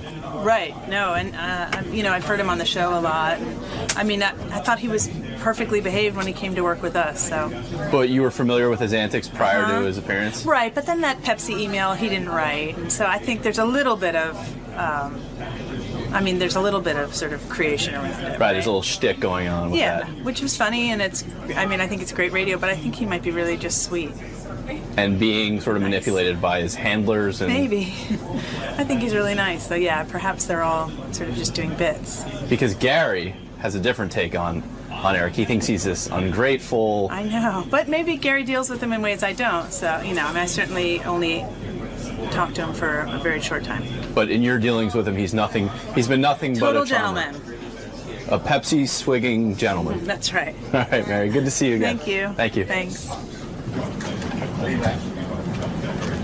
Gary. Yeah. Can I talk to you for a second about Mary's appearance? Sure. So, Gary, today's one of those mornings when it's as simple as you put it. A mistake is made, an omission. You forget. You're human. Were you surprised that Howard brought it up to Mary, or do you think that was inevitable? I would have hoped he would have not brought it up to her, just because I didn't want her to feel slighted. Right. I don't mind taking the shit on the air. I've been taking shit forever, but I didn't want it to come up because I thought that Mary would go, "Oh, Gary thinks so little of me. He forgot to put me down," which isn't what it was. In fact, I saw an email where I wrote back to people, it's on the schedule, and I guess I just forgot to put it on. It was literally like a clerical mistake or an omission. Yes, it had nothing to do with her familiarity with the show. But sometimes people don't take it that way, and I just wish he wouldn't have said that because I don't want her to feel slighted. We love Mary. Exactly, and the fact that she goes so far back with the show, she may be able to read into that. Oh, I'm sort of like a forgotten guest at That's this right. point. That's right. In fact, Jason was nice enough to tweet, "Mary McCormick, the forgotten guest, is on," which I hate. How can you get away with it? I mean, you could technically bust his balls for that if you wanted to, right? You could be. Well, yeah. But by the time he tweeted it, I already, it was already up. And then if I go back and take it down, it looks worse. And it's a big conspiracy that Gary's taking down tweets. It's just not worth it. Better just to roll with it than create another problem out of it. Do you think Mary accepted the apology or the attempted smooth over? Do you think she still feels slighted or at all? She didn't say anything, so I'm hoping she doesn't. All right, thanks, Gary. I apologize. I just went off what Howard said on the air. No. I wasn't trying to be an asshole. Before that, I had said to the TV guys, don't use that part about me forgetting about Mary for behind-the-scenes TV show. I was hoping Howard wouldn't bring it up, and I don't want Mary to see. I don't give a shit. I take a lot of shit. I don't really care. It's my mistake. But I was hoping, when Howard brought it up, I cringed because I'm like, Oh, now Mary's going to think we don't think enough of her. Okay, I only put that up after I heard Howard say it.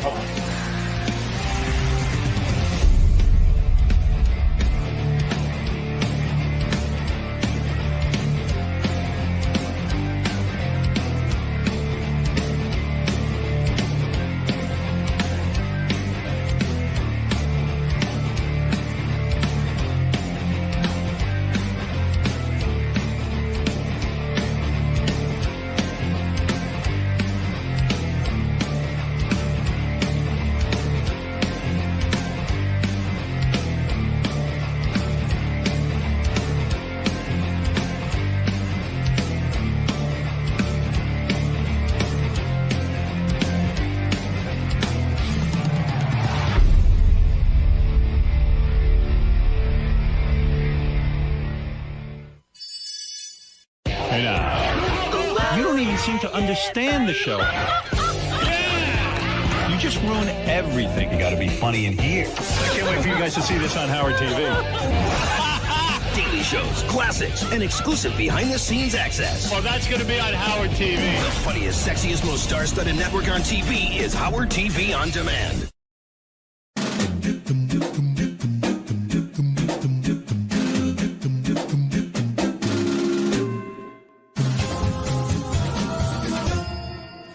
Hey Stern fans, welcome to Fine Time, the show where you, the fans, get the opportunity to ask questions and interact with your favorite Stern Show staffers, whackbackers, and celebrity superfans. I'm your host, Rachel Fine. Now, ever since the first episode of Fine Time, fans have been writing in begging us to have today's guest on. Whether he's harassing the guys at Tradio, or annoying Ronnie in the hallways, or making sweet love to his life partner Sal, or beating on drums, or torturing his testicles, he has no doubt contributed countless numbers of hysterical moments to Stern Show history. You may love him, you may want to hug him, but you certainly don't want to smell his balls. So throw up your devil horns and say, hey, to Richard Christie. What's up, Richard? Hey, how's it going, Rachel? Hey. Hey. Hey. Hey, hey, hey. I had to practice your hey to be ready for today. You ready? It sounded good. Good. Good I'm job. glad I made it. We got a lot of questions for you. Are you ready? I hope I don't fuck it up. I don't think you're going to it up. I think you just be you know? I'm not good at pop quizzes, but we'll see how I think do. you're going to be fine. First question comes from @ThisIsYourHate. They ask, what young new metal bands do you love and you can't say Coheed and Cambria? Well, I love, my favorite metal band right now is called Amon Amarth. They're not that young, they've been around for a while, but they play Viking metal, and I'm a big fan of Viking metal, and I love them. I love, let's see, I'm going to see Anthrax tonight in New York. They're not really young either. I'm kind of an old guy, so I'm a little bit of old school, but, you know, there's some new metal bands that I like. I just can't think of their names right now. See, I'm already You're not. You'll keep us posted. You'll tweet your favorite bands. I will do that. Yeah, absolutely. The next question is from Justin P. Justin asks, what is the most annoying thing that Sal has ever done to you? The most annoying thing, it was during the Artie roast. I think it's when he stuck that thermometer with on it in my mouth. Lick my thermometer! I just licked my thermometer in his mouth! That really pissed me off because there's a health danger in that. I mean, it was a funny prank when I saw it later, but that really pissed me off. And then he did something that made me give him a swirly, I remember, too. Sal and Richard are fighting. Stop them, will you? What are they doing? Oh, no, he's putting Sal's head in the toilet. That's what Sal wanted to do to him! Like, get his head out of the toilet. Come on. Let him up! He's gonna drown! He's going to drown in the toilet. Oh my God! So he's done a lot of things that really pissed me off, but I would say putting a stained thermometer in my mouth is tops. You draw the line at feces. I gotcha. Yeah. Next question is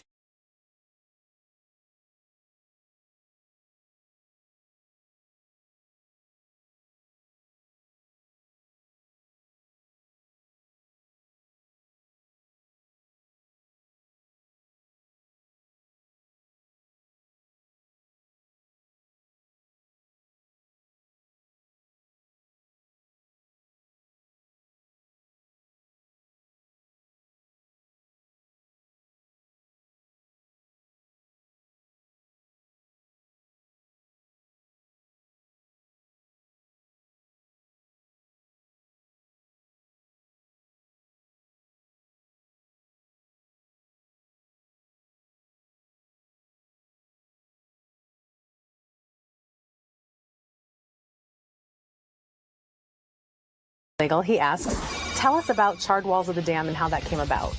Well, Mr. Brian Slagle, thank you for being a fan. Not that I know you or anything. The name sounds familiar, but thank you for asking.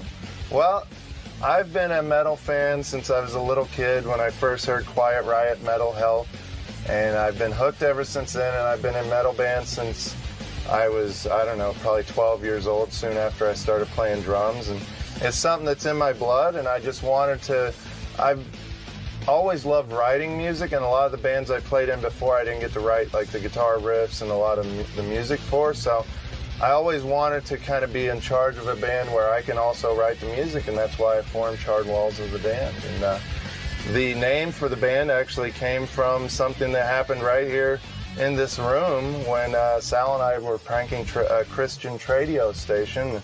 They got really pissed off at us one day and said, you know, because we were pranking them, we were going to go to hell one day and be scratching our nails on the charred walls of the dam. So thank you, Christian Radio, for coming up with that great band name. That's awesome. And do you guys have a new CD coming out? Yeah, we have a CD. Our second album is out right now. It's called Cold Winds on Timeless Days. Came out October of 2011, and I'm really, really proud of it. It's gotten amazing reviews, and you can pick it up anywhere, in record stores or on iTunes, or you can go to richardchristie.com for more info. Awesome. Next question is a video submission. This is from Tara B. Besides Sal, who is your favorite staff person on the show? Well, that's a tough one because I love my little Sal. And, you know, it's hard to think of anybody but my little Sal. And I don't like to pick favorites. I love everybody around here. And I know if I pick a favorite besides Sal, then somebody else is going to be upset. So I'll just say, you know, one of my other favorites, let me think, that's a tough one because, man, I love everybody. I'm going to say the cuddler, Brian Phelan. He's this big, cuddly, beer-drinking, lovable employee of Howard TV, and he loves the band Man of War and their album Battle Hymns, and we really bond over heavy metal. And Brian is so big and cuddly, I love to get drunk and give him a big hug. The cuddler, come on out! Get out here, you son of a Come on out here! Come on! Yeah, come on! Yeah, that's my buddy the cuddler. How about him? Come on, how about that? Hey!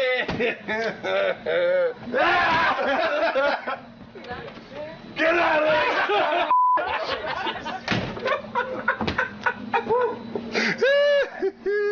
I love that motherfucker. Sometimes I wish he was, you know, in my bed and I could just roll over and give him a big cuddle and hug him, and nothing sexual. He's just very cuddly. And so, yeah, Brian Phelan. That's so sweet. That's very sweet of you. Next question is from Caesar V. Caesar asks, how did your dad have the talk with you? The talk about eating raccoons, not about squirrels, not about eating raccoons. I think about, you know, the birds and the bees, a man and a woman. About you know, he never did. I think I learned about and pumping off from all my buddies at school, from the school bus, and you know, from books and things like that. I remember I had my best friend in grade school was this really horny kid. He used to jerk off in front of me and stuff. And he's like, we're still really, really good friends. He like text messages me funny all the time. And but I remember he was like, hey, check out what I can do. One day I was sleeping over at his house, and he's like, and he just started jerking off in front of me. And he jizzed all over his carpet, and he showed me this spot in his carpet in his bedroom that was crusty, and it was darker than the rest. His carpet was like tan, but this spot was brown because it was dried jizz. I guess he learned to jerk off a few months before and had been jizzing there for the past few months. And I was like, wow, did you just pee? I didn't know what he did. And he's like, no, I jizzed. And I was like, well, what's jizzing? And he's like, oh, it's when you just get a boner and you pump it and you jizz. And I was like, oh, that's neat. I'll have to try that sometime. And I'd probably a month or two later, I was looking at a Bass Pro Shops catalog, and the first time I ever jizzed, I didn't even touch my I was looking at this really pretty girl in an inner tube ad. She was modeling an inner tube they sold in the Bass Pro Shops catalog, and all of a sudden I just started jizzing all over myself. And I was like, what the hell? I was like, oh, that's what Scott was talking about. I was like, oh, I'll have to do that again sometime. And that's pretty much how I learned about pumping off and the birds and the bees and stuff. And I don't blame my dad. He probably didn't want to deal with that stuff, but I learned just fine anyway. Did you set up a jizz spot on your carpet? No, I just pretty much did the old-fashioned tissue thing. Gotcha. My mom probably wondered why there were hundreds